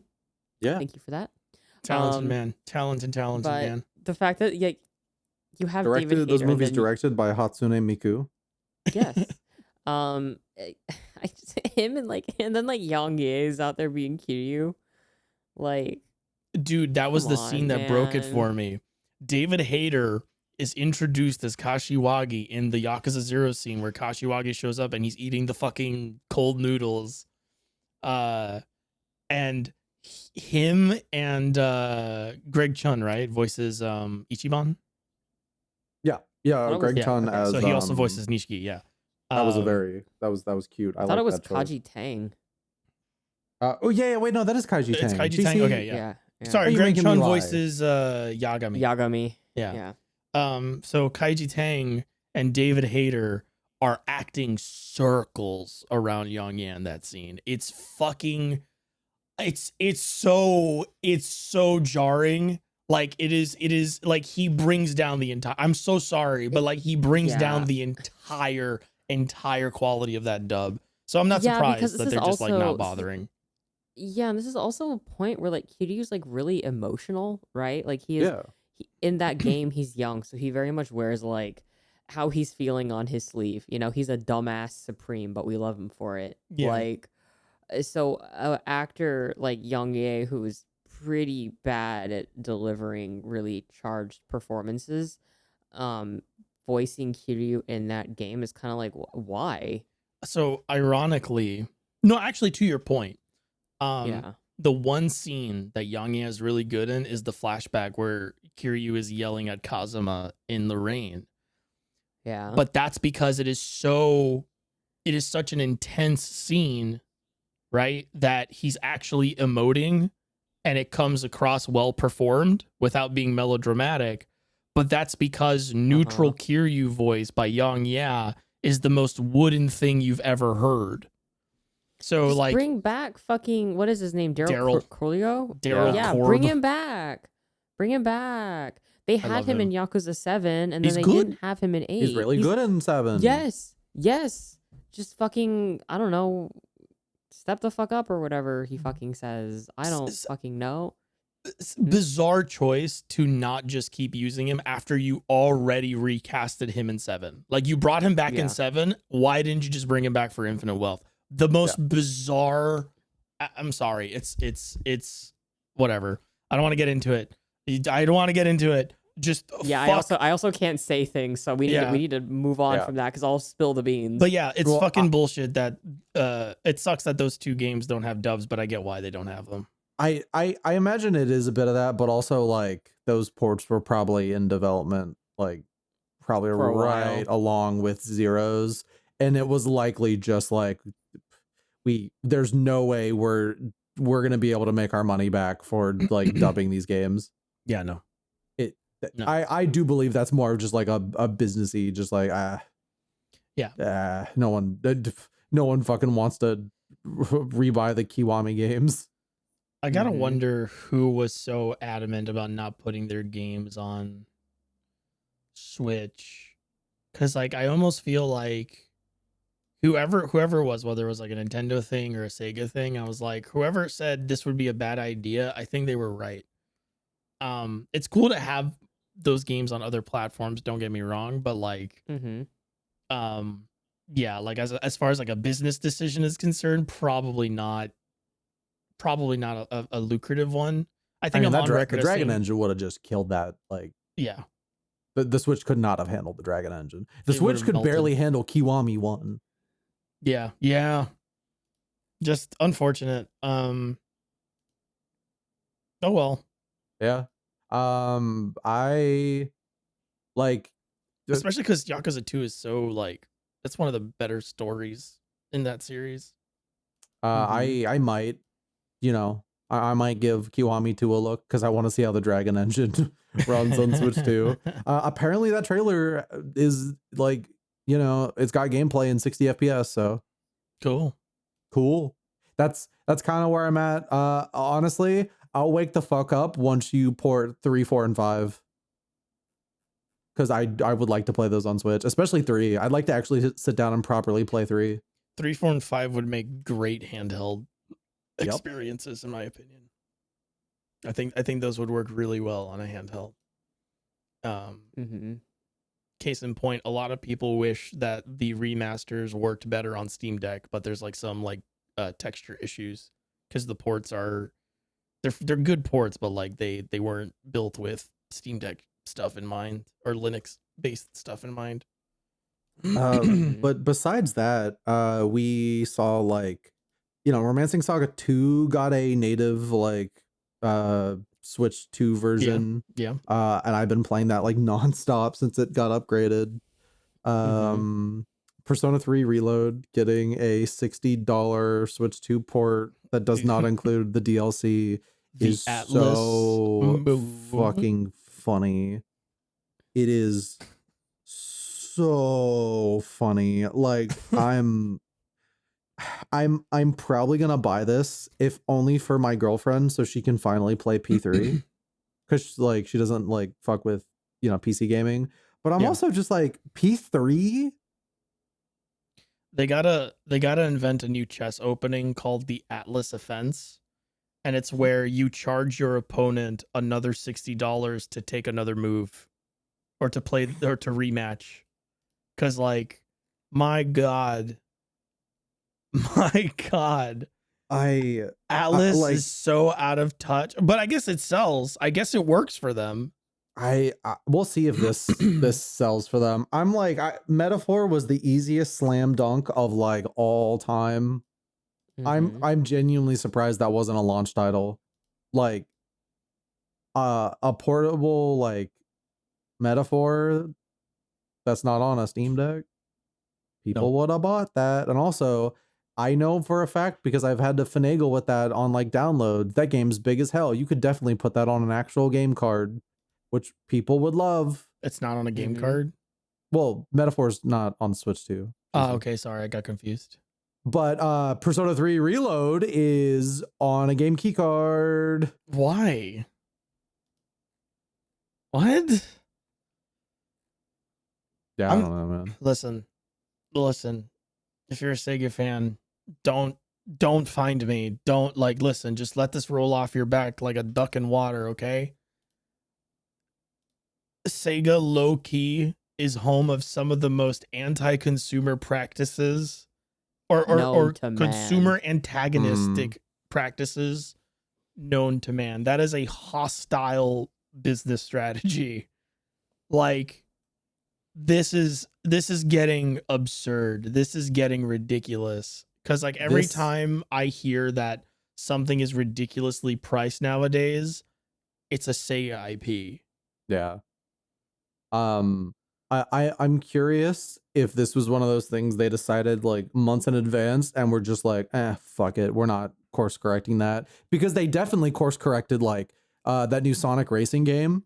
They were very quiet about what they were gonna do with the physical release, and then they had to be like, hey guys, so we're making a delayed physical release for the Switch 2 version of the Sonic, and it's gonna be on a key card. I mean, it's gonna be on a game card, guys. Please don't. But it is delayed. I'm like, okay, yeah, you guys got scared, because I bet, because there was a report that a bunch of third-party Switch 2 physical games just did not sell on launch. I believe it. And it's yeah, because Sega put out 50 games and all of them were on key cards. Mm-hmm. But also, let's look at the reality. Most of them are re-releases. They're not exactly new. Most of them are re-releases. Most of them are ports of games that people have elsewhere, and they are ports of relatively niche and older games. Yeah. And it's I know there's this. I think people need to stop assuming that Nintendo hardware is the only thing some people have. I have very unfortunate news for people who think this way. The amount most people have other consoles. There are not as many people who are exclusively Nintendo as you think, and most of those people have never heard of your game. And when you announce that you're putting this game out onto the Switch, you need to actually court those exclusive Nintendo people. And you need to adjust your numbers to sort of reflect the fact that you're not going to sell as many copies on that platform, because most of the people who want your fucking game already have it. Putting Yakuza on the Switch, like I said, really cool. Most people who are going to play Yakuza and Like a Dragon have already done so. They've already done it. They already own it. They've already played it. They have no intent on buying a new version. Cullen is 0.05% of the people who the Venn diagram overlaps. Because the game's already come out, so there's no incentive to buy it on that platform anyways. Yeah. But also, for the people who would have been oh yeah, I'll rebuy that because it's a big anniversary edition, and oh wait, why would I get this physically? Oh yeah, okay, because everything was a re-release. Cyberpunk apparently sold real good though. Oh, I wonder why. One of the best performing versions of the game released onto a platform that is underserviced for that specific kind of game. I can't imagine. Well, also game card, and you know what else sold full physical release. Full physical release. Rune Factory sold pretty well. Yep. Top 10 in Switch 2 sales. Pretty impressive. Again, yeah. We're running out of time. Oh, okay. You're right. But yeah. But yeah, fucking come on. No surprise. Anyway, let's go to questions. We only have 3 of them. Questions. So. All right. Sonia asks, "Hello, Burnt Brothers. I recently started HRT, and with the threat of congrats. Yeah. And with the threat of Puberty 2.0 looming over me, I've been reminiscing and reflecting over the media that was very influential to me during my first go around while my brain was still developing. My question for y'all is there any media you wish you could have experienced at a more influential time of your life, and or media that you wish you did not experience during influential time of your life? Oh. Um, Scary movies for me. Oh, so there's nothing that I regret consuming because I eventually either like grew out of it or whatever. Well, no, actually, some of it was actually like communist theory. There's a universe in which I became a tanky, like straight up. Yeah. So I think that was around like 15 Same or something, also. and I didn't have a good understanding of what was being taught, and I was very much in the, Joseph Stalin wasn't that bad actually, and now I'm just like, I would kill me if I had gone down that path. But concerning like media, like, films, TV, games, I don't regret anything that I consumed then, and I basically experienced everything I should have at that age, even some things that, a child should not be exposed to, such as Resident Evil, Silent Hill, Fatal Frame. But See, I mean, yeah. those are all things I wish I had experienced as a kid. I was a very sheltered kid. The video games I played was Pokemon, Mario, like all the like real basic shit. I didn't really watch any like cool shows growing up. So around like my late teens to early adulthood, and even until now, I've been basically spending all my time catching up on old media that I missed. God, I wish I grew up with Gundam. I wish I hadn't experienced scary movies when I was younger. My uncle and my dad took me to go see Star Wars Episode 1 when I was a child in theaters. Except they did not actually take me to see that movie. They bought tickets to a completely different movie where in the first 5 minutes a child gets hit by a car and is horribly disfigured and is taken to a hospital room. They did not know that would be in the movie. And they dragged my ass out of that theater as I curled up into a ball and started like whimpering. And I wasn't able to watch scary movies, and I still have like a horrible fear of like gore and body horror and stuff like that because of it. But I find that genre fascinating from a distance, so I wish I didn't have that hang up. I have a kind of similar story, but my parents are divorced. So some weekends my dad would come visit, or I would go see my dad, and we'd hang out for a little bit. Maybe we'd go see a movie. That was a big thing. My parents knew that I really liked Will Ferrell movies growing up. So Step Brothers had just come out, and I was very young. Hold on, let me calculate how old I was when Step Brothers came out. Oh, I bet you were like 6 or something. It was young. You were like 8. Let's see. Step Brothers came out 2008. I was 12. Yeah. That was my first R-rated movie, and I learned a lot about sex stuff, I guess. And testicles. And we walked out, and my dad was like, "You can't tell your mom. You please do not tell your mom we went to go see that." Because he knew I was like, I'm a yapper, so I would accidentally always tell my mom when my dad would do like cool things that we weren't supposed to do. I think I kept that lie up for a good amount of time though. But excellent. Yeah. I wish I had watched I wish I had watched any real media growing up. I wish I could have watched Gundam Wing as it aired, and then I would have been a Hiro Yui super fan from birth. That's true. That's true. Anyway, good question. All right. Yeah. So you guys good are like luck with your journey. aspirational things. Yeah. You guys like aspiration. Like, I wish I had experienced this. I wish I hadn't experienced that. And I was like, alternate universe me's a tanky. I'm really glad that I ended up where I am.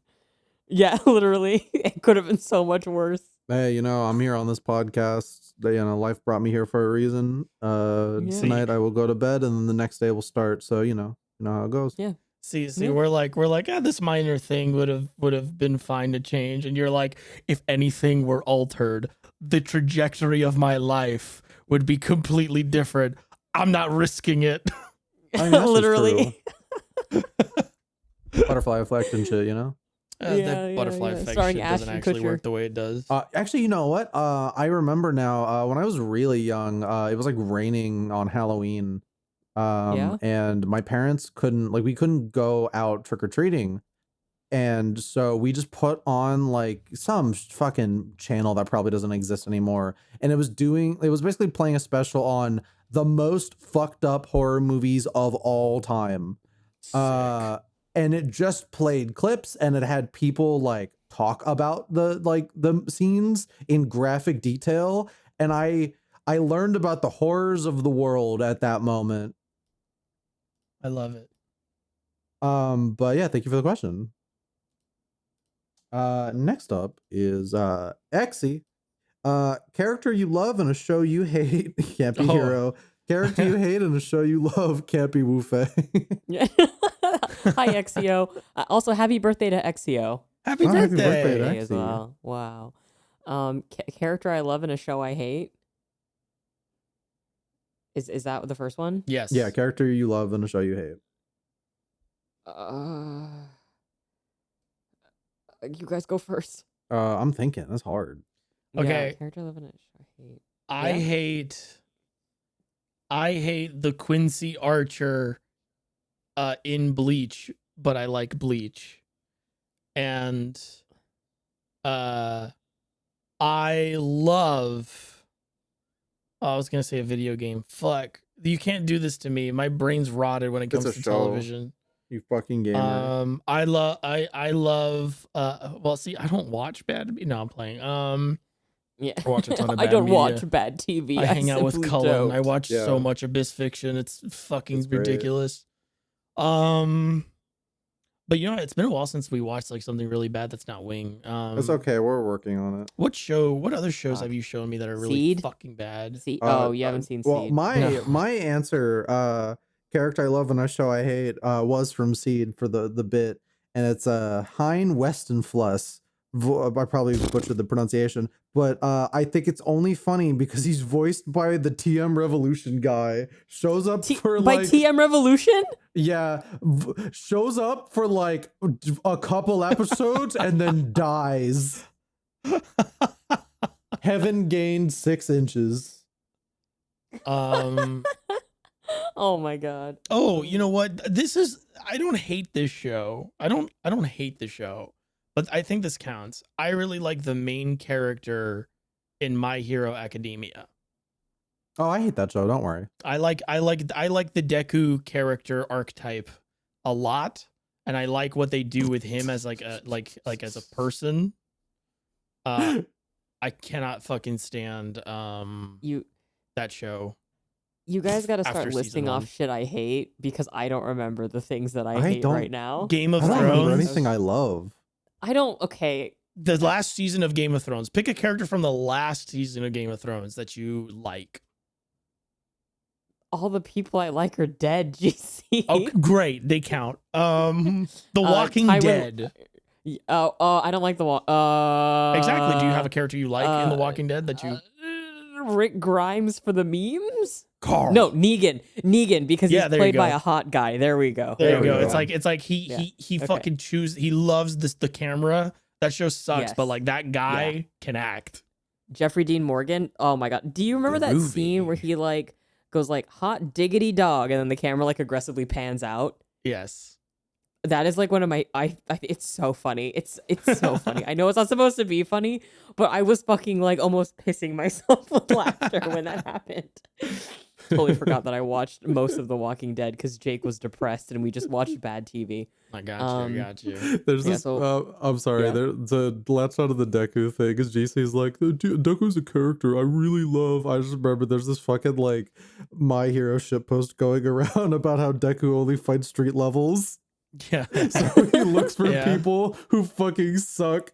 And But are he mid, sucks. and that's the only way he could win. Yeah. I love that. Now, I and a do thing love I love like- the original setup for that character, which is basically like there's a line Deku says where it's like it they didn't mean it like this, but it just so happens that this kind of resonates with me. Which is he says I'm not like them, where he's like I'm different, like my circumstances are different. I'm here, for these various reasons, and I had to like work harder than I had to work really hard to or rather like I'm really lucky that I'm here. I love the but I first have verse to that, work like, I have to work harder than everyone else because But I'm it's- different. But that's true. But the reason that's like something that stood out to me is that like that's literally what it's like if you're a minority and you're Yeah. in like you do actually have to work harder than everybody else, because if you're working the same as everybody else, you're kind of viewed as not working as hard as everybody else. And like I liked that angle of the character. Unfortunately, after season 1, it kind of just drops. I started watching the second half of the anime and I was like, oh, they kind I of like how your forgot. reason. I like how your reason's like really deep, and mine's like Guy Hot, and Cullen's like TM Revolution. Yeah, of Yeah. course. I will say the very first episode of My Hero made me cry, and then the rest of it just falls off a fucking cliff and gets really boring. Yeah, I like Did you already talk about a character you hate in a series you like? I Yes, I did. didn't. I'm trying to like, what do I like? Everything. This is you two are driving me nuts. Cosmo, you hate everything. How is it hard for you to find something? Cullen, I you just love love so everything. How is it much. hard to pick? Just pick one. Well, the thing is, like, if I hate something, I kind of uniformly don't like it, right? And I don't like stuff with bad elements. Y'all need to learn some nuance. God damn it! Like, what is wrong with you two? I'm trying to also just not say Gundam because like Look, that's if you know if the Say if Gundam. the jeans get a hole in the knee, they're still good. You can use them. yeah. Well, that makes them Yeah. better. So they're good. Oh fuck it! It's not Fuck a it. flaw. It's Fuck it. it's an enhancement. It's a perceived flaw, but it actually And- adds a lot of texture to the Whatever jeans. helps you and sleep I at would night. never buy a pair of jeans that wouldn't serve me well. So I only serve in jeans. Folks, I need help. I need you to yell at them to go to a Goodwill or something. like, Wait, brother, hold on. all my clothes are secondhand. oh, you know what? You know there's what? gotta That's be egg some on my face. what shows what do I like? I'm trying to think of something that's like that. Gundam, No, I that's easy mode. Trails. No, shows. Anime, Television. Oh, shows. Naruto. I don't know about that, bud. Okay, Macross Delta. No, Macross Delta is a good show. Oh, Nothing you're hateable there. looking for shows you don't like? No, I need to find a character A I show hate and you a like. show I like. Yeah. You like all the characters in Macross Delta, Yeah, they're good. despite the fact that you've already picked who you want to end up with the guy at the end. Well, like, yeah, but I still like both of them. Oh wait, no, there is a character you hate. There is a character you hate in a show that we Okay. like. okay. We were watching it. Shit, we were literally watching it, and every time that character showed up on screen, you were like, I fucking hate her. Look, oh my and God, I it- do need to make it clear. Just because I think Mirage deserves to win doesn't mean the other one, my whatever God. her name is, doesn't. Freya or something? No, what's her name? What's her name? Oh my God, Cullen, what were the animes that we've watched I don't know. recently? I don't watch Wing, anime. and then after Wing, it was Macross Delta, but we were watching another one Cullen, as well. you be quiet. That's my line. I don't I don't watch, watch anime because I anime. don't. Because I Whatever. don't. We're gonna have to move on from this question. No, I already It'll- have an answer. It's Suzaku Yeah, Kurugi. I have an answer too. Oh, okay. Suzaku Oh, from, Kurugi, fucking from Code Code Geass. Geass. I fucking Yeah. hate that cop ass bitch. Oh wait, my Gundam yeah. answer is Amuro Ray from from Gundam. Anyway, continue. Jesus.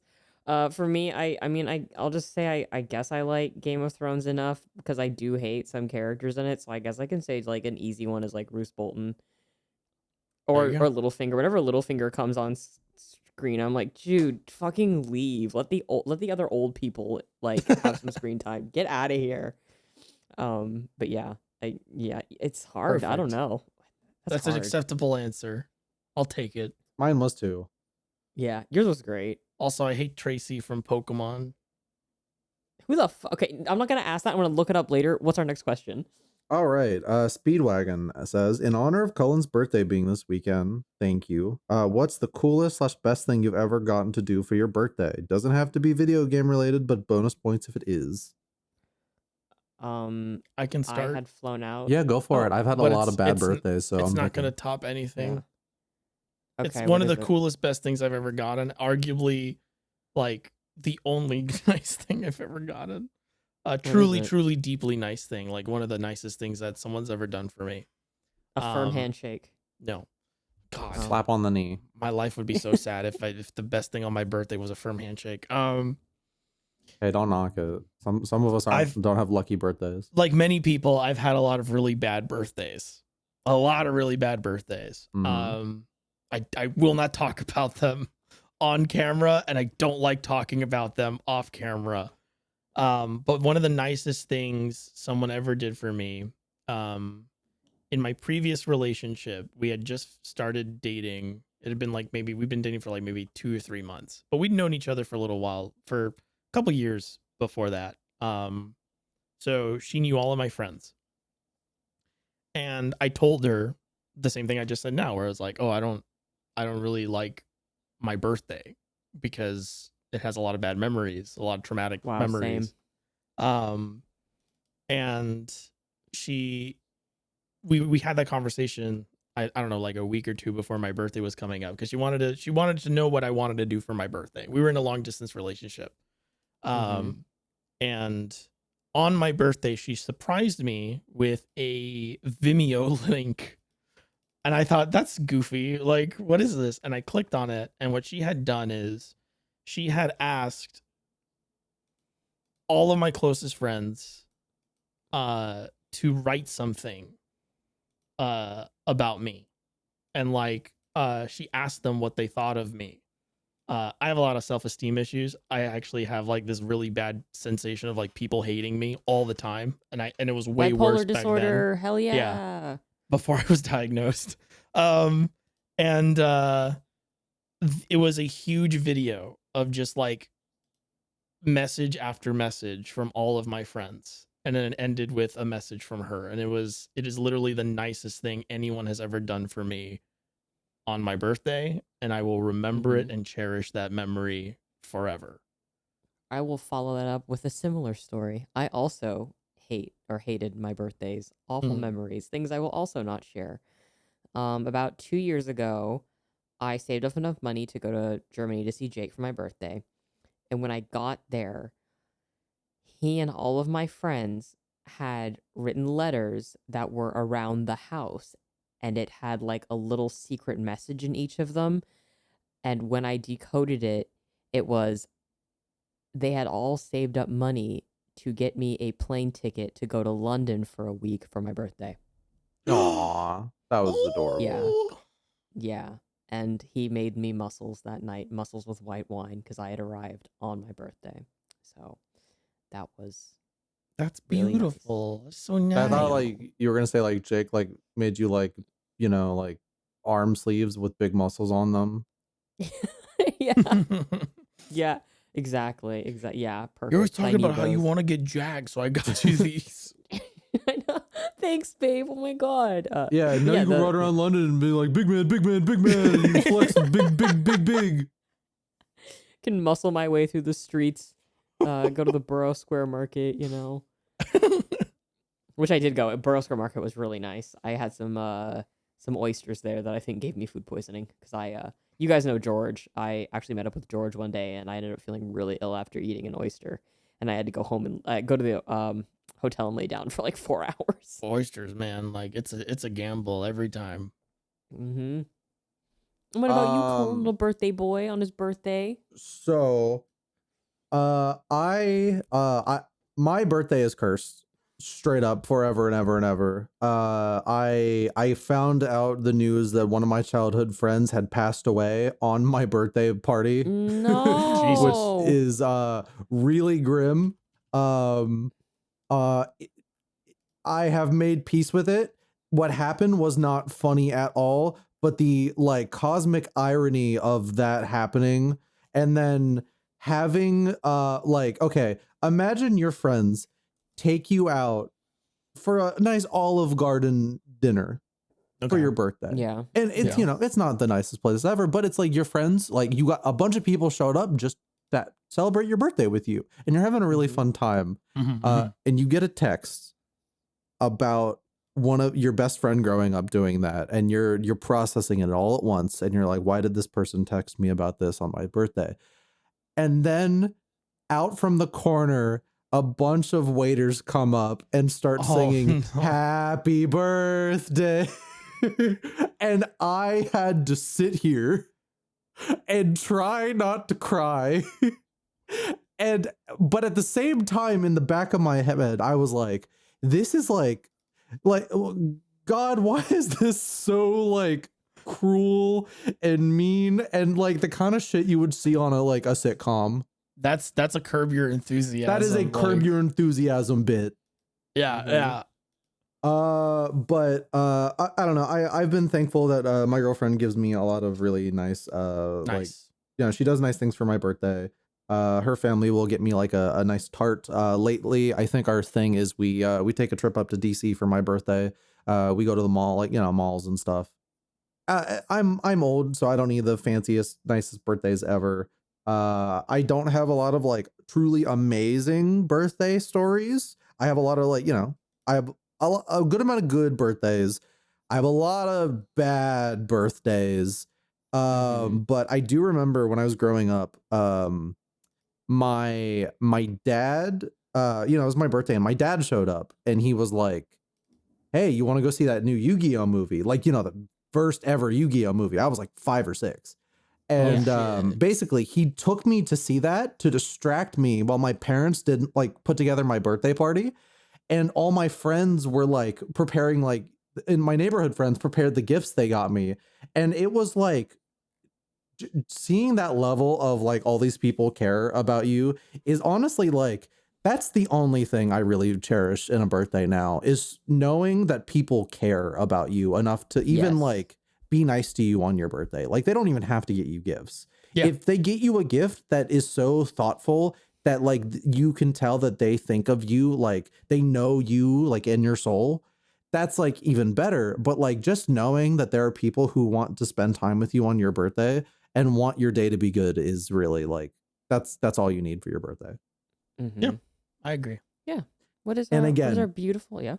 Really funny in hindsight, years out, that Olive Garden thing. I'm allowed to say that because I dealt with the trauma of that. Because it happened to you. Because it happened to me. And I was like, I was hearing the laugh track in my mind.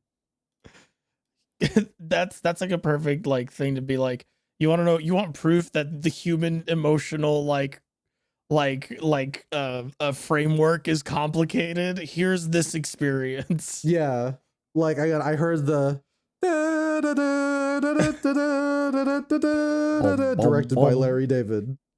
But yeah. So hard question to answer, but good question all the same.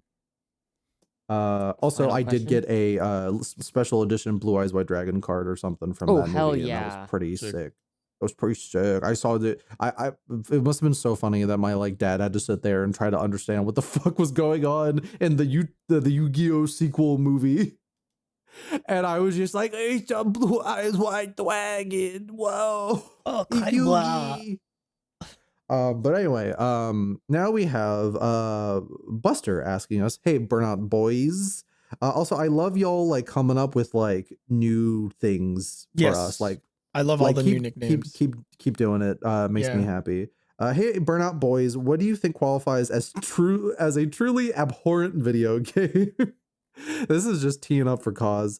Seeing people say basic ass Nintendo games are some of the worst of all times make me think we lost the plot in terms of the differences between mediocre and awful games. You're right. Really? Yes, really true. I think a lot of people use being like, oh, this is fucking terrible as sort of shorthand for like a more nuanced opinion most of the time.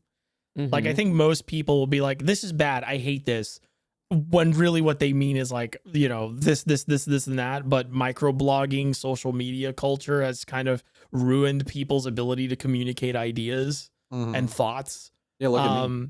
So I agree. There is we sort of lost the plot because people at some point, like I tell this to a friend of mine all the time because this happens to her every time. If you do something ironically long enough, it stops being ironic and you just start doing it in earnest, and you cannot stop now because you've made it routine, and eventually you just start thinking that way. Which is like the danger of irony and like using it aggressively. And I think that's what happens with like, you know, people play a mediocre game and like it's fun to be like, this game is poopy butt from an ass. Like, that's fun. But I think what qualifies as a truly abhorrent video game is something that is either insulting to like an audience, whoever that may be, in a way that's not productive. I think a truly abhorrent video game is something that is like just not functional in any sense of the word. Something that like, you know, something that was put out with blatant disregard for like quality control and stuff like that. And those are honestly few and far between. Something truly abhorrent, you really don't get We that don't get them too often. anymore. Yeah, I'm sure there are games that like that come out a lot, but like the ones that are actually part of like the discussion, the ones that actually gain traction, the ones that actually have attention, not like, you know, the game somebody put out that's obviously offensive and then somebody writes an article about it and then nobody cares about it like 2 days later. Like, I don't really count those as like something that qualifies for this discussion because, you know, what we're talking about is like stuff of substance, or rather like things that were promised to be of substance and then just aren't. For me, it's a lot of like themes and ideas of what you're trying to like convey. Like, Sure. That's where the actual abhorrentness of a video game comes into play. Like, if it's a low budget fucking game, I'm not gonna sit here and be like, this is fucking ass from my butt cheek. I'm just gonna be like, oh, you know, it was low budget. No money. Like, I remember people looking at Soul Hackers 2 and saying, this is the worst game I've ever played. And I played it, and it's like a 7 out of 10. See, I've played some actual dog shit. Yeah. I will sign up to review, you know, anything that falls under a genre I enjoy. So Yeah. I played like this awful side-scrolling cyberpunk game that was kickstarted, and the main character had like blow-up doll breasts, and it was a pro Gamergate game, and it was really, really bad. But then I've also, so like I have two ends of the I think these games are dog shit, 'cause spectrum, which is a game like that, which is just like, what the fuck is this? And then a game like, and people are gonna disagree with me because it's a highly polished game, but Final Fantasy 16, in which it is like violently misogynistic, right? Its writing is terrible. I think it's a really, really bad game based on its narrative merits. And again, it's a really polished, complete product. It's more than I can say for other games that released that year, right? Yeah. Like Baldur's Gate. But I think it is truly, I think it is truly an awful game for its narrative, like alone in the way that, like how wildly misogynistic and sexist it is. It's kind of insane if you think about it for too long. Like, again, like the way it uses a woman who has been like previously sexually assaulted as sort of like, do you care about spoilers, GC? No. There's a character in the game. She is on the opposing faction. She was a woman who was sexually. I got the Garuda. Yeah. And then they cut her head off. Like, one of the antagonists cuts her head off and sends it to the guy that she was in a relationship with in a box to antagonize him to fight the main character. Fridging the women. Yes. Also, during that fight, again, this woman has been sexually assaulted. And she is like the victim of, you know, sexual violence and violence in general. For some reason, her boss fight has her on all fours, like clawing at you. And then as you're fighting her in her icon form, you're tearing her limbs off and beating her with them. Yeah, they regenerate, but like, it's really disgusting. Or the fact that, like, in Japanese, Clive takes Jill's powers non-consensually after he has sex with her. Like, it's really strange. Like, the choices that game has made, I think, are just really awful. Like, it just throws the whole Final Fantasy series back, like, before Final Fantasy 1, because even other Final Fantasy games at least had like playable female characters. And while, Sakaguchi was misogynist in his own way regarding, gender roles and how women fulfilled that in his games, it was just kind of like, what the fuck am I playing? Anyways, I played some actual dog shit, and then I played some narrative dog shit that feels socially regressive. So that is my spectrum. Yeah. What's your spectrum, guys? I think it's very important to point out that, like, there's always going to be, like, we all know what actual garbage video game is. Yeah, like Front Mission 3 remake. Like, that's pretty true. close. Yep. Like, Yep.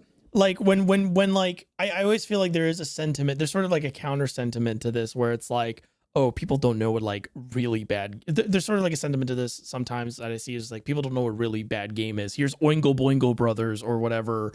Like, this game's actually garbage. The Floygan Bros, which there actually it is. isn't bad. Yeah. Like Floygan Bros, like, oh, look, like, this is actual real, like, and it's always like shovelware or something. And I'm like, and that's what I meant earlier, where it's like when we're talking about like a bad video game, obviously you need to keep your perspective. Like, when people say this is bad, you can't then go to the obvious, like, bottom of the barrel, like, this barely qualifies as a piece of entertainment, to refute that.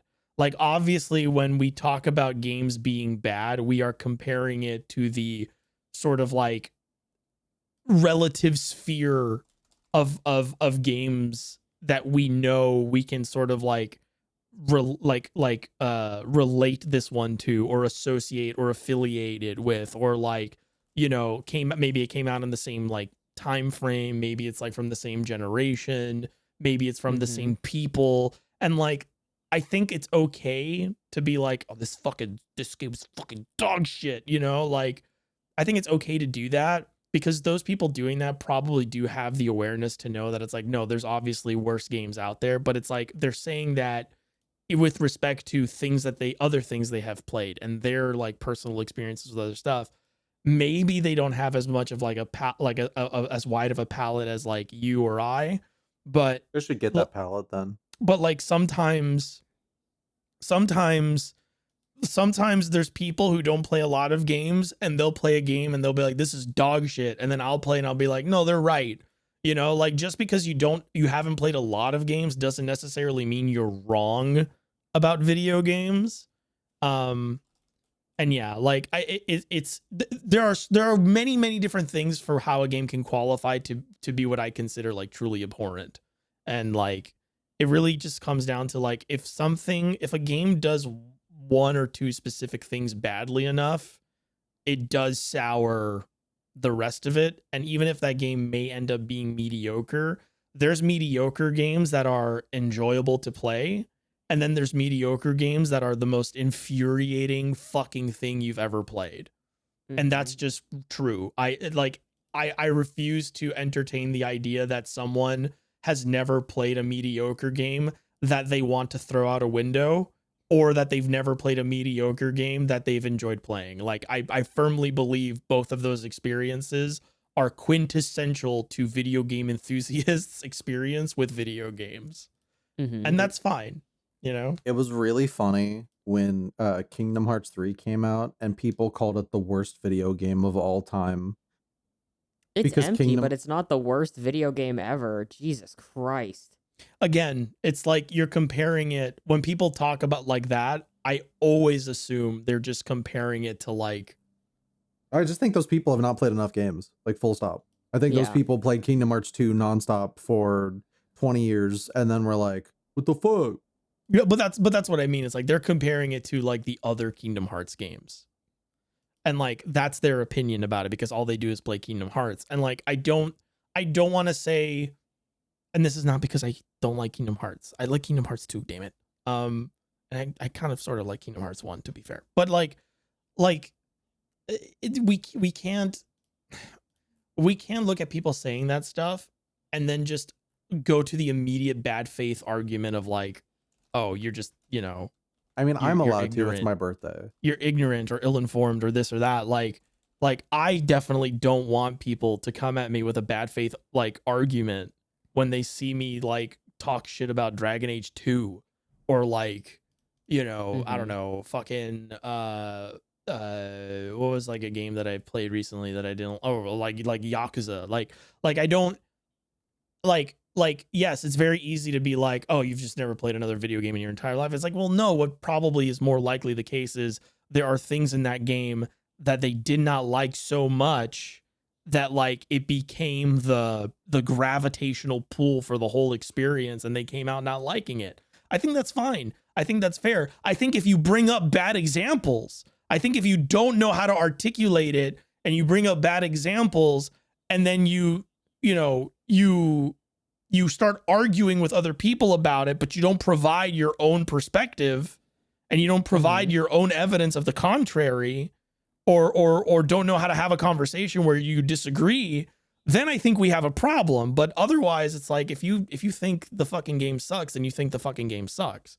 If someone comes up to me and says Dragon Quest VIII is the worst fucking video game ever made, I'll be like, I'm sorry you feel that way. I disagree. Do you want to talk about it? And then, you know, whatever happens after that, like, I'm not gonna be there going, this guy's an idiot. What a moron. What a stupid asshole. Like, no, that's how they feel. That's how they feel about the fucking game. Like, what am I gonna do?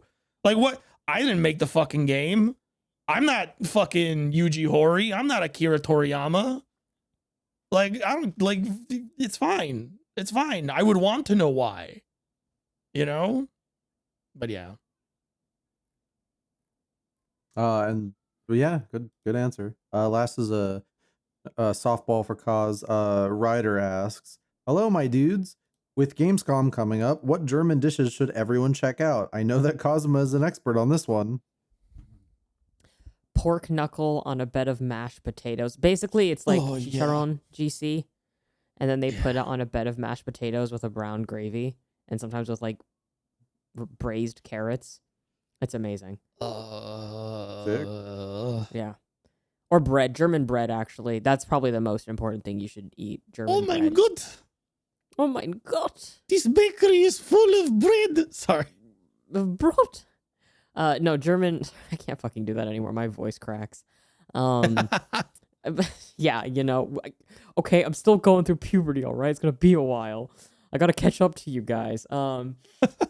But German bread's really good. Like, it's probably some of the best bread you'll ever have, like, in the world. So, sick. Yeah. Bread. Bratwurst. What about you guys? What German food do you guys like, you know? Like sauerkraut. Sausage. Bratwurst in a bun with some sauerkraut. Sausage by itself. I'm a basic. Because you don't deserve any better. A nice German beer. Eat a big sausage. Yeah, but what kind of beer? Fuck. Bitburger. A lager. A lager? Okay. A nice lager. Bitburger's pretty good. I have a German friend who married my childhood friend and then whisked her away to like a castle he built for her in Germany. Oh, you filled him with a fixation for model kits. You've ruined his life. God, it's so funny. They came back to get married here, and I hadn't seen them in a while. And like on a whim, you know, because I have a bunch of model kits, I was like, hey man, because he was looking at all my model kits. I was like, oh, you want one? I had one First sealed still. free. Yeah, pretty much. I was like, hey, first hit free. And he was like, okay, my friend, I hope I don't develop some It problems. doesn't sound like that. He sounds so normal. You made him sound so quirky and eccentric. He is eccentric. I love Toby. And anyway, I have been receiving multiple talkings to from, my friend, his wife, that a whole room of their house had to get taken over because he just buys model kits with his extra money now. His spending money. Like Germans get a lot of extra money. Like people need to understand that like in Europe people make livable wages. So they can have hobbies. So it's not it's not like, oh my god, we're in debt because model kits. It's just like all his hobby money is exclusively on Gunpla now.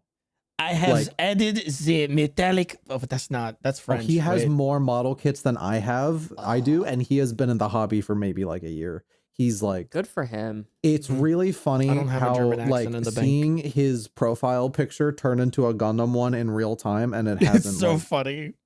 It's great. It was because because like we saw it happen because you were talking about it in your personal server, and Mhm. like it was very funny because like we have a Gunpla channel, and it was like he would like put a post like, oh look, I finally finished this kit after since we got back, and like I haven't really touched it, but like I had a lot of fun making this one. And then like maybe like, you know, like 2 weeks later, it's like, oh hey, I'm making another kit. And then like he finished it faster. And then like a week later, it's like, oh, I bought 2 kits. And then like 3 days later, I finished the 2 kits and I got 4 kits now. And then I got 5 more that I pre-ordered. And it's like, oh my god. And it's like I bought an airbrush gun. Yeah. And it's very funny because he's deeper in it than either of us are now. Yeah. Because I buy them, like I buy them and I put them in a stack and then I build them every once in a while. I'm still like I'm an enthusiast, but like he's like, I have decided to buy every real grade, and on my real grade shelf, it's very big. Okay, French, shout out German, to them. They're great. Shout out to Toby and Alice. Yeah, no, eat a nice German hot dog. Yeah, I don't actually eat a lot of German food, unfortunately. The closest I've gotten is eating at the Germany in Epcot in Walt Disney World. And that's our final question? And that's our final question. Damn. It was a long episode. Yeah, I mean, it's going to need to be because when we record our next episode, I literally will not be in the country. Cool. Yeah, but also it's only 2.5 hours, less than that. So yeah, when I edit it down, it's gonna be, I don't know, 2:15. It's a regular sized episode. It's fine. Okay, awesome. Yeah, we're good. Well, I hope everybody enjoys this regular sized episode. Either the boys will release an episode without me, or I'll be there next time. But if you listen to this episode and you're going to Gamescom, if you can find me, flag me down, and then challenge me to a fight, and then I'll know that you listen to our podcast. Yeah. Just start if you swinging. don't challenge me, yeah. yeah. We'll have a whole ass fucking fight on the show floor. Don't worry about it. And if you see me at the World of Warcraft booth, leave me alone. I'm in my zone. Find me at the summit. Bring an offering. You will be judged. Yeah. But yeah, thank you everybody for listening, for also submitting questions. We love to answer those questions. And once again, Cullen, happy birthday, you little birthday boy. Happy birthday, bro. It's not my birthday as the time we record this, so I refuse this. Happy birthday. We love you. Yeah. You're very I'm gonna make sure Jake draws you in a propeller hat with a birthday hat. Oh, no. You have done many good things for many of your friends. Oh. And We you should See, it's fucked up. Find I can't even be gratified by the fact that you've changed the trajectory of many people's lives. That's all right. Yeah.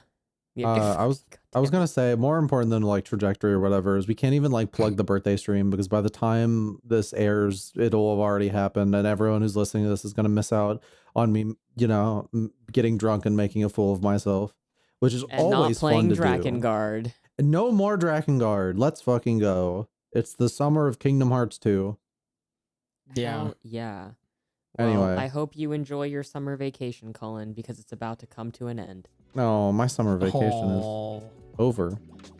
Oh, well. Anyway, bye. Goodbye, everybody. We'll see you next time. Bye-bye. Bye-bye, everybody.